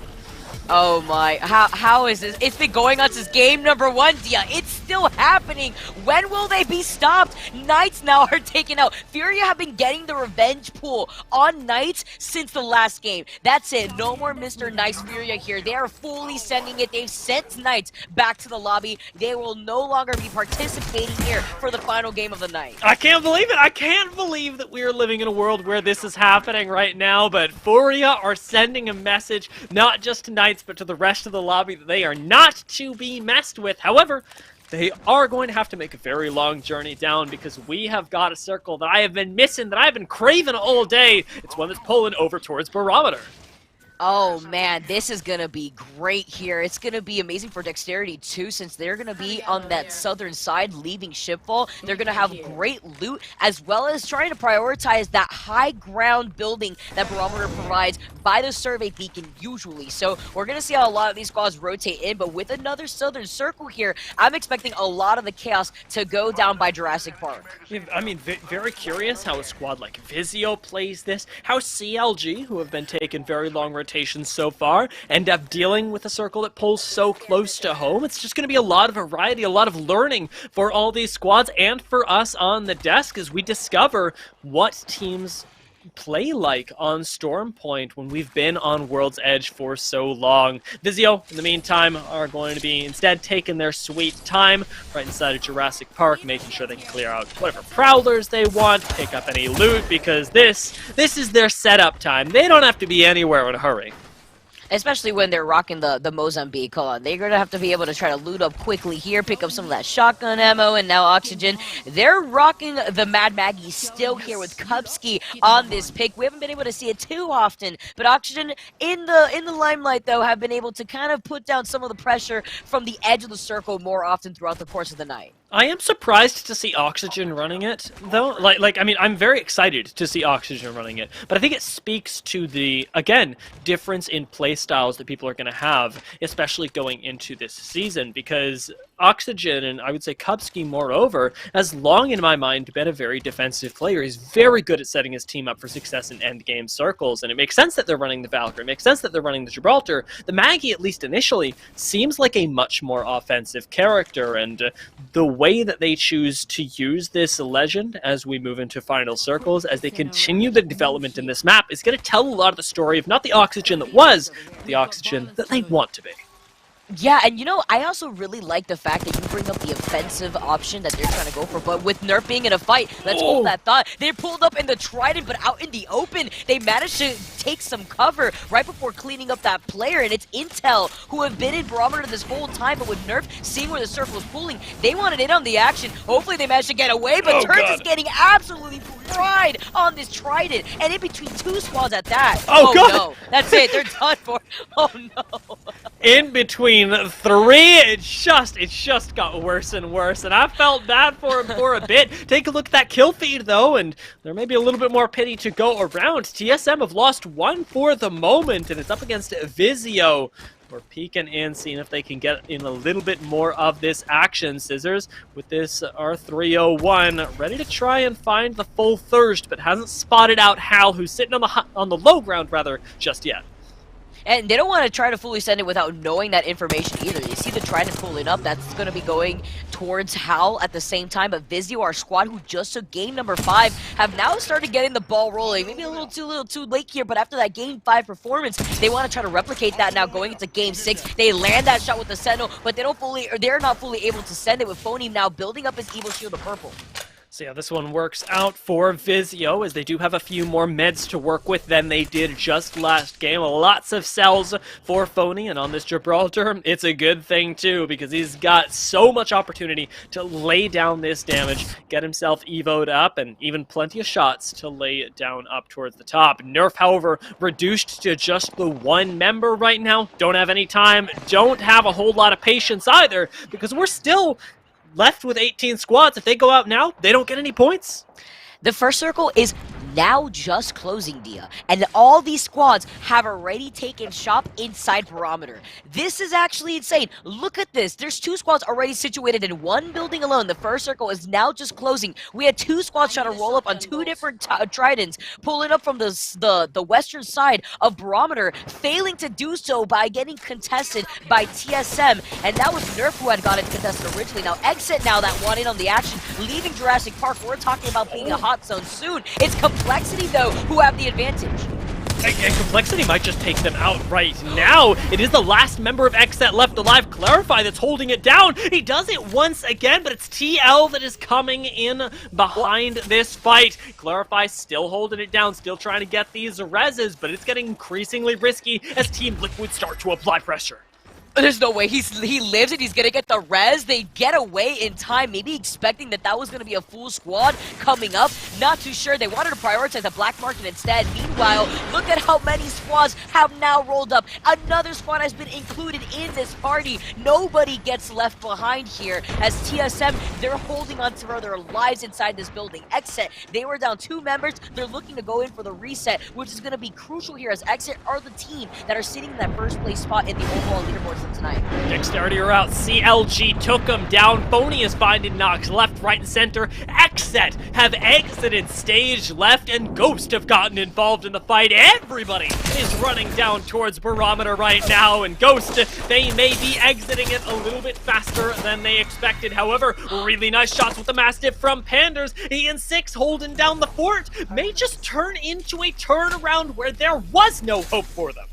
And Exit being eliminated, it's really up to TSM to turn the tables. If they could actually get something going here and get really aggressive in this final game, who knows what kind of game that they could have to try to dethrone Exit that have built up such a gap between themselves and the second place squad, which is TSM, as they are still situated in that building with so many squads, though, rolling up to Barometer. They have that opportunity, but they still have 2 blue Evos. They have 1 purple going in favor for a host. It's very, very high risk to be in Barometer right now. You make 1 false move and you are gone. That is the level of congestion that we have just in these buildings off towards the northern end, and that's where the circle must be expected to go. A lot of these teams referring back to their knowledge of Storm Point when they were able to play it for many scrims that they may have had in a very short time to prepare. Now they've got to start putting that knowledge to its best use. We got a Maggie in the lobby trying to poke out TSM, and I gotta say, I don't mind it one bit. This is a cheeky use.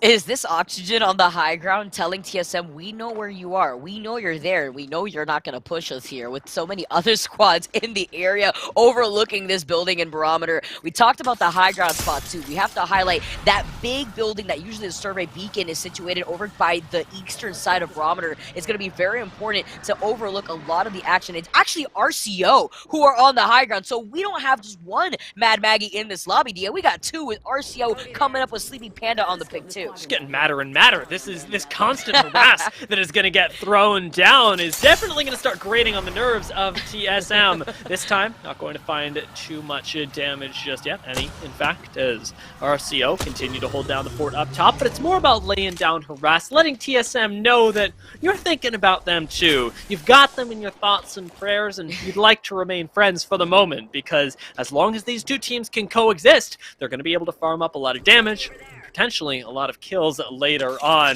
Blue Panda looking for a bit more though, with a very nice angle. It's constant. This would actually annoy me so much. Yes, I was thinking the same thing. That Sleepy Panda's. It's about sending a message, letting them know, all right, we're right here. I'll grief you if I have to. Do not try me. And it's that message that Sleepy Panda is trying to live in TSM's mind rent free, and it's just a matter of checking them so that way they don't get overconfident and try to push him on the high ground too. With RCO also taking some shots at another squad across the field, it's very risky for them, so they don't want to be at risk of a third party. No, not at all. And already we've got another sandwich-ish position coming in as another squad rotates through Barometer. RCO now know that they can be shot in the back, and Holiday is going to have to play a little bit more carefully. Still looking for these peaks, however, as we do still have 2 blues on this squad, and RCO want to get them up to purples. They've got plenty of time to do so, but it's going to be a time-sensitive thing, as we are still in Zone 2, starting to tick away. 1 minute left in there until things start to get very serious, as teams are forced to traverse a lot of open ground. Right now, again, we're seeing these stalemates because people are holed up inside buildings. There's a lot of cover available, but once this zone gets smaller, there's also a lot of open water surrounding Barometer that could be a big, big killer of teams. Yeah, and I'm glad that you highlighted that, because that's that open field, putting themselves in the line of sight of teams like RCO, and the line of sight of teams that are holding the high ground on top of these buildings, and on the outskirts of the circle too, with a lot of teams trying to play this final game passively. We don't really know what to expect here. You can see Team Liquid on that island in between Ghost too. You can see RCO were the squad that were taking some shots at them. Scissors holding onto the building right across that, where they're seeing that RCO is sharing the other building with TSM. A lot of these teams predicting that this circle is going to be pulling towards that building alone. It's possible. I want to say it's technically possible that TL get a zone that favors them, and I don't mind their positioning. There are some that do land over by the bridge, and that would be really, really nice for them if they are able to hold on to that low ground. We do, of course, got a rat cam going on, as Fearless is the last one left live on Intel, and I think we've actually seen this story before. Just, I believe it was last game, 2 games ago, when we were pulling. Yeah, over towards the Vizio zone. This one with Spearless and everything too, all over again. He's getting a little sense of deja vu here while he's holding onto the high ground, letting people know with the tether that he is up here, he is alone, but he knows that no one is going to sacrifice that spot to try to contest him, at least when it comes to pushing him off of this high ground. He's like a Viking. He wants to go out in Ragnarok style, you know? He's like I won't go quietly. It won't be the zone that takes me out. You won't shoot me down as I'm entering the ring. You come fight me like a man. That's what he's yelling to the whole lobby from quite literally the highest point that he possibly can, and laying down fire as well. The guy never quits. From both angles, he's like shooting 2 other squads at the same time. He's ready to go to Sovereign Guard, and that's how he's gonna fight. He's gonna die trying if he can. TSM won't be moving from this spot though. They hear the action happening by that tall building, but they're just overlooking the action from these windows, from these doors instead. They know that RCO is right on top of them. We know that Sleepy Panda has been reminding them with that new Mad Maggie tactical, and you can see here as well with the tether, they know that there's a squad on the other side of the slot, so it's really going to trickle down to a much slower pace for this end game here.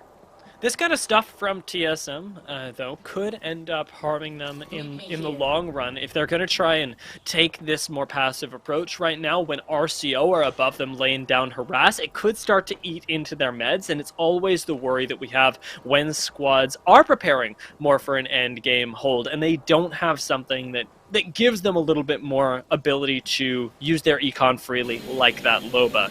This is something that will eventually become a drain on resources and will eventually force TSM to fight that is undetectable by other squads. However, Renegades, forcing a rotation quite quickly, are going to cut off Team Liquid from any of the spots that they would have liked, and by using this bubble, are going to save themselves the trouble of having to eat a defensive bombardment to the face and instead lay damage out towards the east. And get sandwiched, though, at the same time. I feel like this has just been the unfortunate circumstance for Renegades from the very beginning, too. You have to imagine these late rotations have just bitten them in the behind time and time again, but I love this phase breach as they reposition. They know that another squad were taking some shots off behind them, so they don't want to be in the line of sight of both these teams. They want to be able to take these 2 off angles, so I like the way that currently Renegades is playing split up at the moment. Yeah, perfectly measured as well. They are going to eat a little bit of harass from RCO, but being able to outlast a Valkyrie is absolutely worth it, especially as Gildersons is able to take an off angle on Team Liquid, making their life harder and potentially grabbing some kills a little bit later on. However, oh lord, Team Liquid now maybe not joining us nearly so much, as we are seeing them engage in a little bit too much action. see how that plays out for them. Ghost as well, still fighting for their lives. May still be able to clutch this one as Panders is looking good. Has that Mastiff, needs to reload very quickly. Doesn't get a shield swap just yet. No extra health on him. However, the bat will come in time, and it is him versus the world as he's going to look for his enemies. Furia on top, 3 versus 1. Panders, it would be a nearly impossible task, and it's only looking harder as everybody from Furia drops down, cleaning up the last remaining members of Ghost and sending us to 12 squads. And they're all so up and healthy too. That would have been nearly the impossible fever dream. Team Liquid still in the island of Liquid here, and they have not moved from that spot. They've been seeing the action happen right before their eyes. Furia have that redeploy so that way they can reposition deeper into the circle, and this is what I'm worried about when I look at Team Liquid, because the moment they have to leave that island, they're going to be in the line of sight of Renegades, they're going to be in the line of sight of TSM, of RCO, who have the high ground, so it's going to be extremely risky for that late game rotation.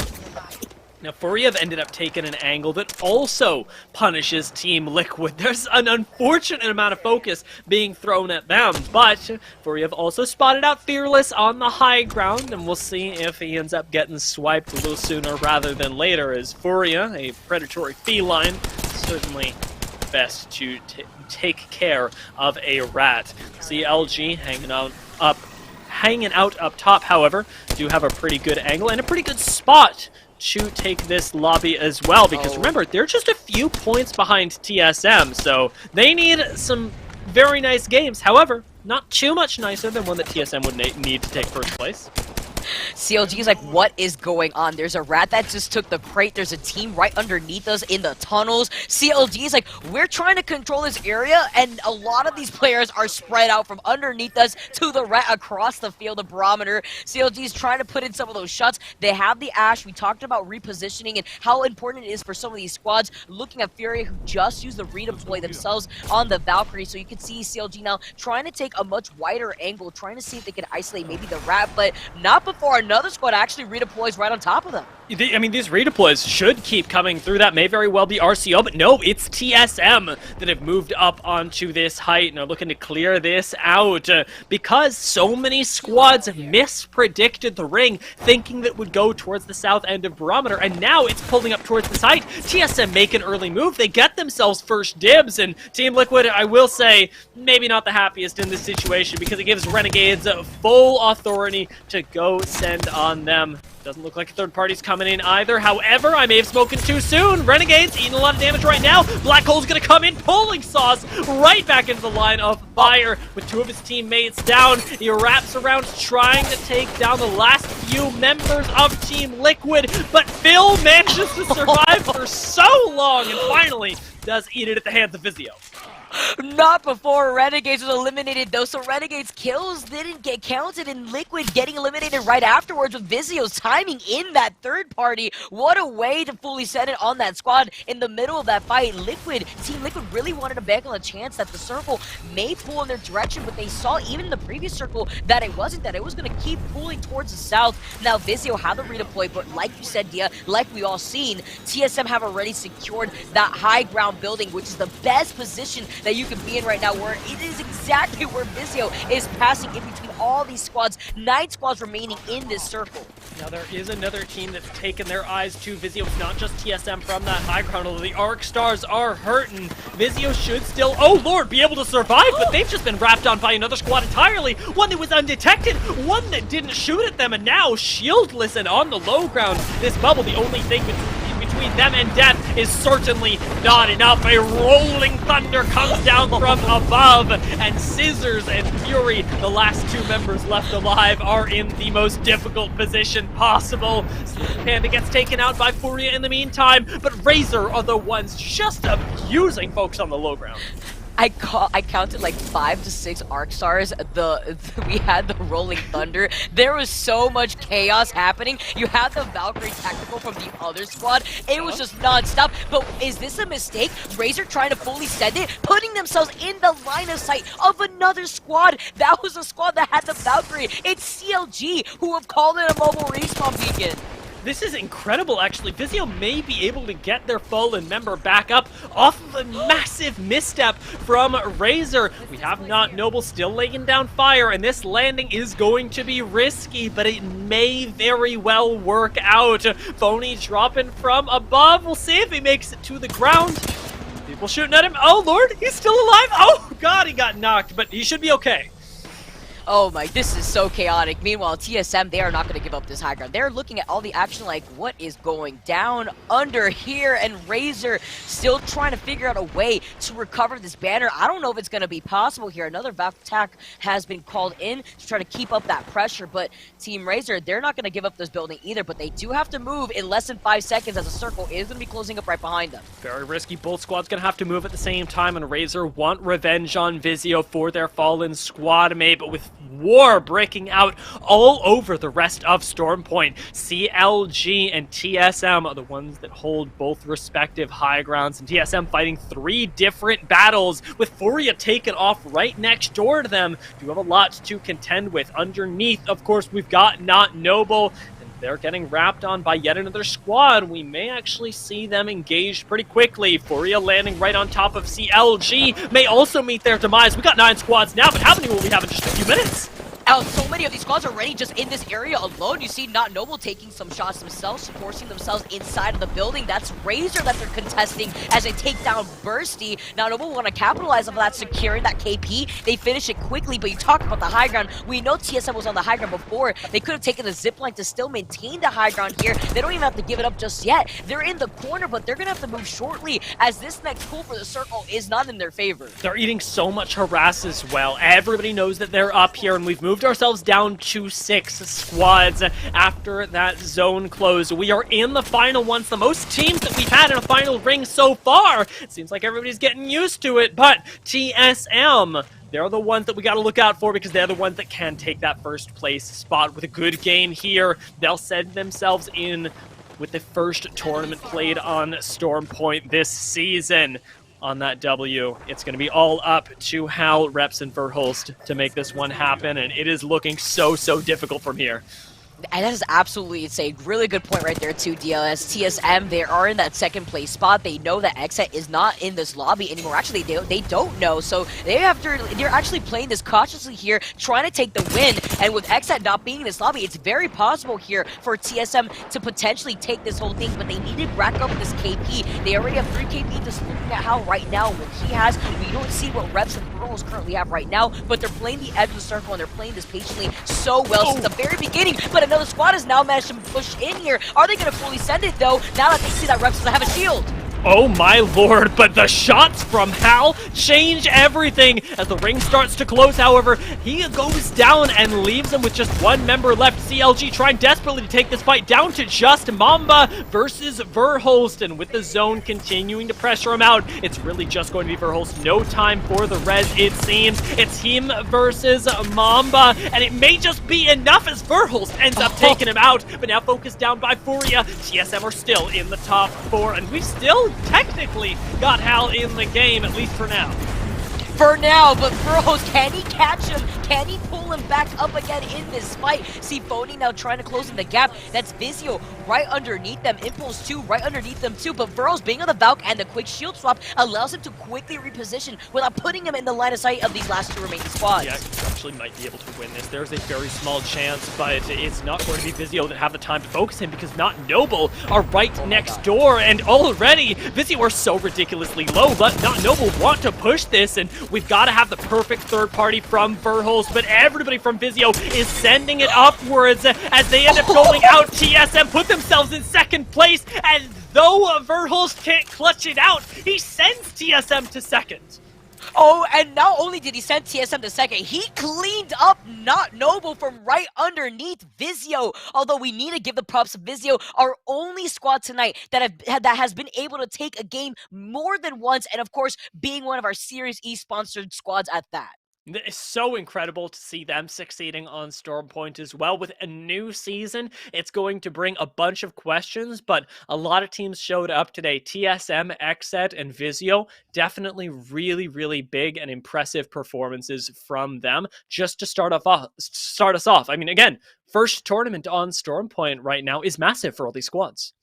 Yeah, and I love what I'm seeing too, Dia. I'm excited for the split 2 of the ALGS after the action that we just got to peek at tonight alone. I love it here. The change-up in compositions, the change-up in rotations, and even those early 50-50s. What can change from today into the real competition that we have awaiting us in the next few weeks? It's going to be exciting to see how these pro teams manage to make those adjustments leading up to those days. I am just as excited as well to hear what Yeso and Tony have to say about today's games, because they have been bangers each and every single one. So we're going to take a short break, and on the other side, we'll see Yeso and Tony.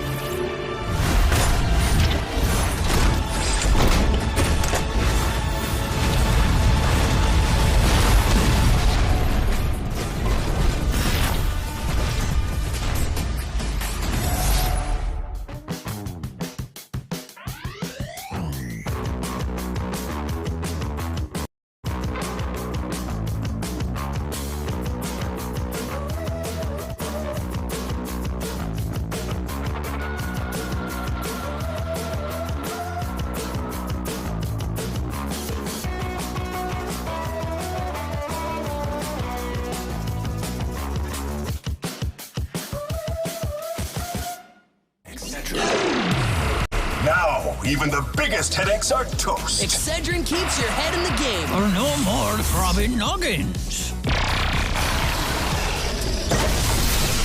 Excedrin, game over for headaches. Excedrin. I'm fading. One bad headache can crash your entire game. Excedrin relieves headaches fast. Excedrin, game over for headaches.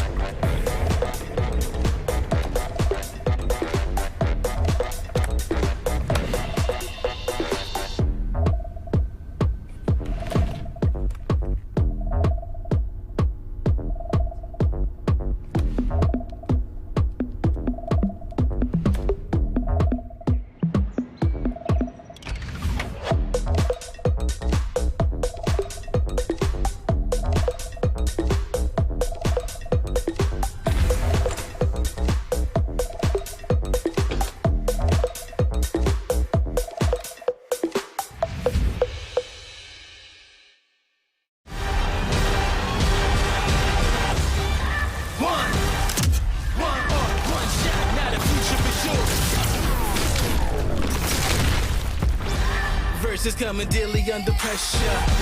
Working on applying the scheme. The true side trademark is at the edge of your dreams. I'm talking. Yeah. One shot, now the future is yours.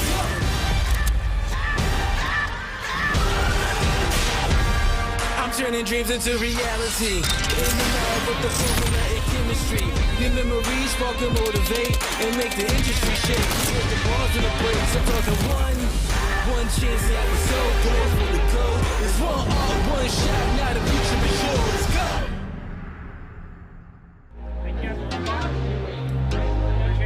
We're gonna do it in 3, 2, 1.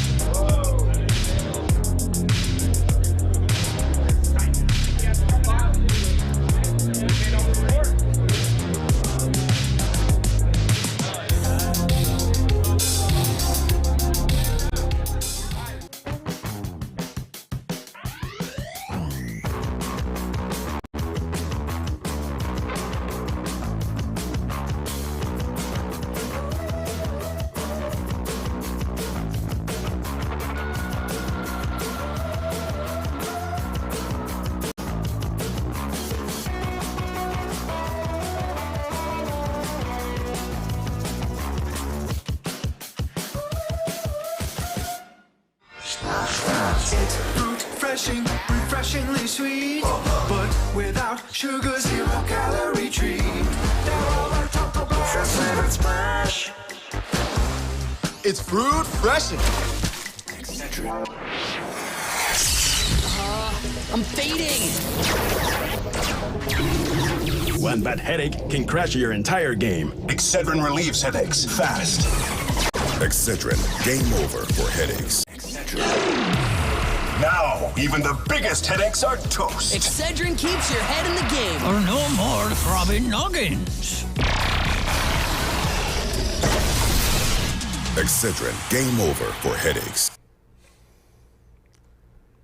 All right, everybody, welcome back once again. We decided to slide in another special guest on the couch as we welcome Shyway to the show. Of course, if you watched any of our Halo content, you've seen him, you've heard his voice, definitely all over that kind of stuff. But Not Noble with a win in the final game of the day. We also got Tony a nice good look at a little 1v1 Mamba and Verhulst there at the end. I know you had some thoughts on that. Yeah, I mean, CLG were definitely closing the distance, and they were looking good. I thought they would come out on top and completely wipe TSM, but man, Verhulst just coming out on top, doing what he does best. He already, I mean, I'm from a controller player myself. When those close range gunfights come in, that aim assist be putting players down, and there's probably no one better with a controller in their hands than Verhulst. Yeah, he's definitely, there's a big reason why TSM was coming to take him from Team Esports Arena just a couple of months ago, showing up strong there, almost tried to clutch it up for the victory, wasn't quite able to do it, but Noble got in there. Alex, what jumped out to you, man? I know Apex a little bit out of your comfort zone. I'll just go ahead and break the ice and say I don't watch Apex. I'm sorry in advance. I'm a Halo guy through and through. I do respect it, though. I think Apex definitely can be very exciting, and I think that Valhurst play at the very end is a perfect example that the way he worked around his downed teammate's shield with what was he had, sorry, this is where my lack of knowledge comes in. It wasn't the Volt, it was the other one that shoots electricity or whatever, the rapid fire electric. I think actually might have had the Volt. He might have had a package Volt. But wasn't it called it starts like an H? Like 100, anyway. Oh, he may have the Havoc.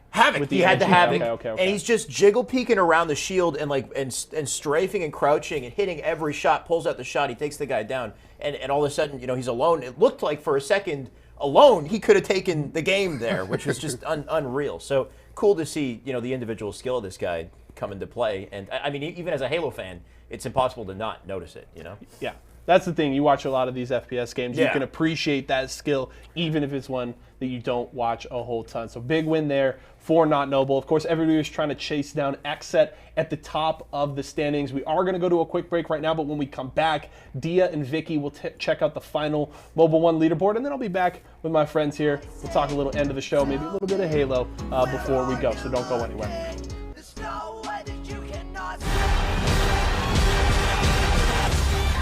One shot, now the future is yours. Verses coming daily under pressure. Working on the plot and the scheme. The true side trademark is at the edge of your dreams. I'm talking. Yeah. One shot, now the future is yours.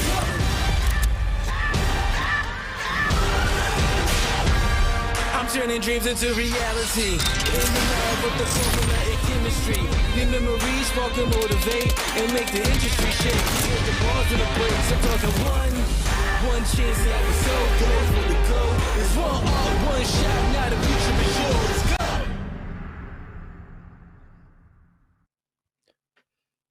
Welcome back, ladies and gentlemen. 6 games was plenty for us, but I'm still left yearning for more. Stormpoint was a very, very fun adventure to take with you, Vicky. Let's see where it ended up having all of our teams place on that Mobile One leaderboard.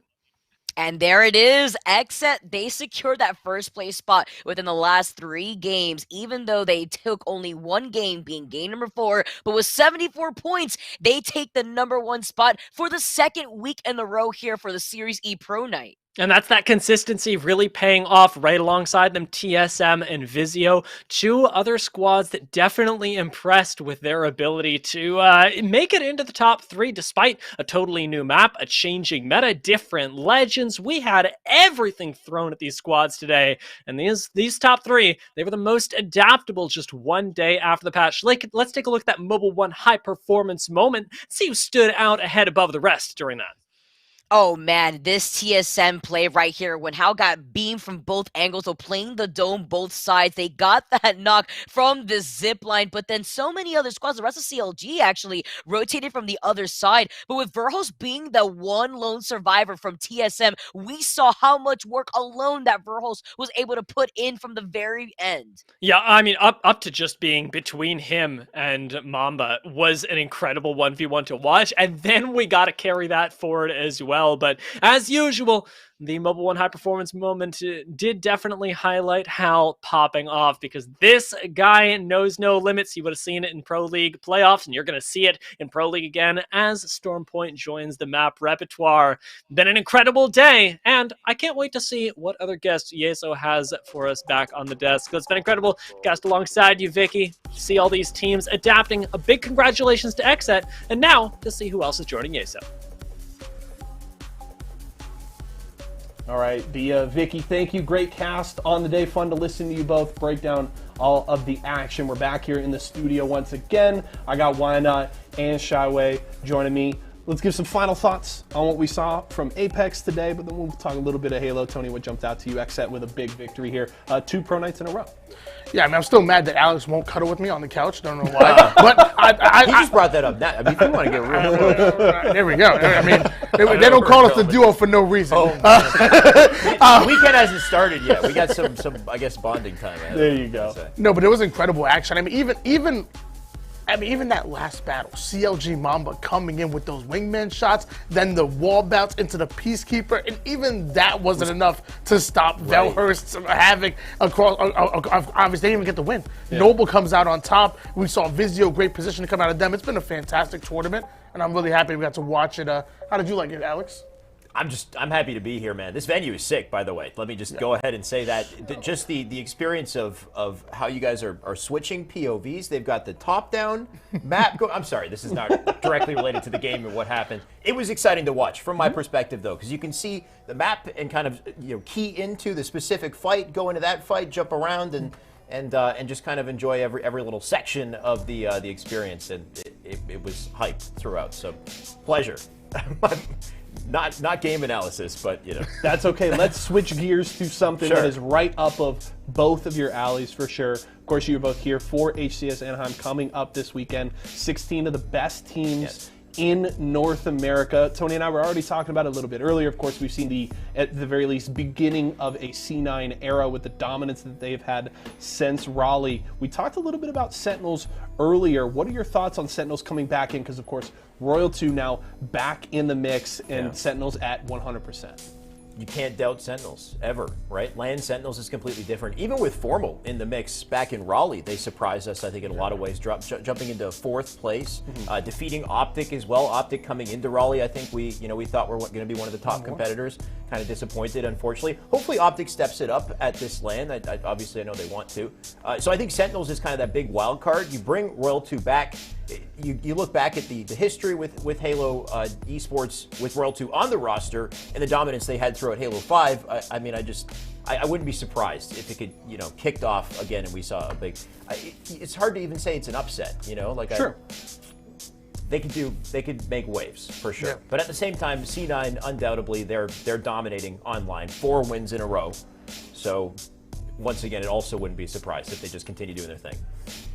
The one thing I'm really curious about, because of course it's 2 groups of teams, right? We had the teams getting in through the qualifier. We had the top 8 from Raleigh auto qualifying. Tony, is there a team in that 8 of coming through the online qualifier? You got Fnatic down there, you got Gamers First. Is there's one of those that jumps out to you as a team that can contend with that top 8 from Raleigh? I'd probably say Fnatic. I feel like I always have my eye out on Fnatic because they have such a high ceiling. I think my only issue with Fnatic is that it almost feels like they play down to their competition. So sometimes, you know, if they're not playing against the Cloud9s or the Sentinels or the Optics, you know, they don't tend to kind of play their best. But when they're playing against some of these, like, you know, someone like Sentinels, for example, or even Cloud9, we literally see Cloud9 bring the best out of Fnatic, and they really look good. I'm excited to watch them come out on top. I'm even excited to watch We Love Anime. Excuse me, I'm sorry. Esports Arena. Now I'm sorry, they're no longer called We Love Anime. Esports Arena, they're actually in the back right now, and they're actually getting the grind and getting that practice in. Really proud of Bohm, Neronical, Culloch, and Rami. Let me tell you, these guys are the real deal. Watch out for them because they can really pull off some upsets. I just wish they weren't in the pool of death, man. Pool A. Woo! I haven't taken a close look. Dude, it's Cloud9, Sentinels, Oxygen, and Esports Arena. It's initiation, right? If they play well in that pool, then what's going to stop them? Yeah. You know? Unfortunately, that is a rough pool, though, I got to say. I think, like Tony said, though, Fnatic, wild card, right? They got signed for a reason. So they've kind of been underperforming, but at any point, I do think they could pop off. They're kind of, they remind me of KCP, and that KCP was a big sleeper kind of hit for a long time. Then all of a sudden, you know, top 3, top 4, they're kind of, you know, riding with the biggest teams. So. That's awesome. Hey, I appreciate you two coming in today. Have fun this weekend. You know, I'm glad to have you guys out in the neighborhood. Glad we could get you into the building to come and hang out, watch a little Apex, jump in the studio. I know we talk on all of our Sunday shows. You're like, I gotta get on the couch. Tony, we finally got you on the couch. Of course, we got Shyway here. Always a pleasure, guys. So excited to see you, and enjoy this weekend. It's gonna be a good time. Hell yeah. Awesome. Thank you. That's gonna do it for us, folks. Make sure to watch all weekend. You're gonna see and hear both Wynot and Shyway on the show. Twitch.tv/Halo, Twitch.tv/HCS. I think those are the two to focus on. Go get your drops. Hype these boys in chat. Go support Team Esports Arena Red and have fun watching HCS Anaheim. That's gonna do it for us here, folks. My name is Yeso. It's always been a pleasure to host for you all. Well, that does it for tonight. For myself, for Tony, for Shyway, for the entire live broadcast crew, and everybody here at Esports Arena, thank you so much for joining us. We'll see you again tomorrow.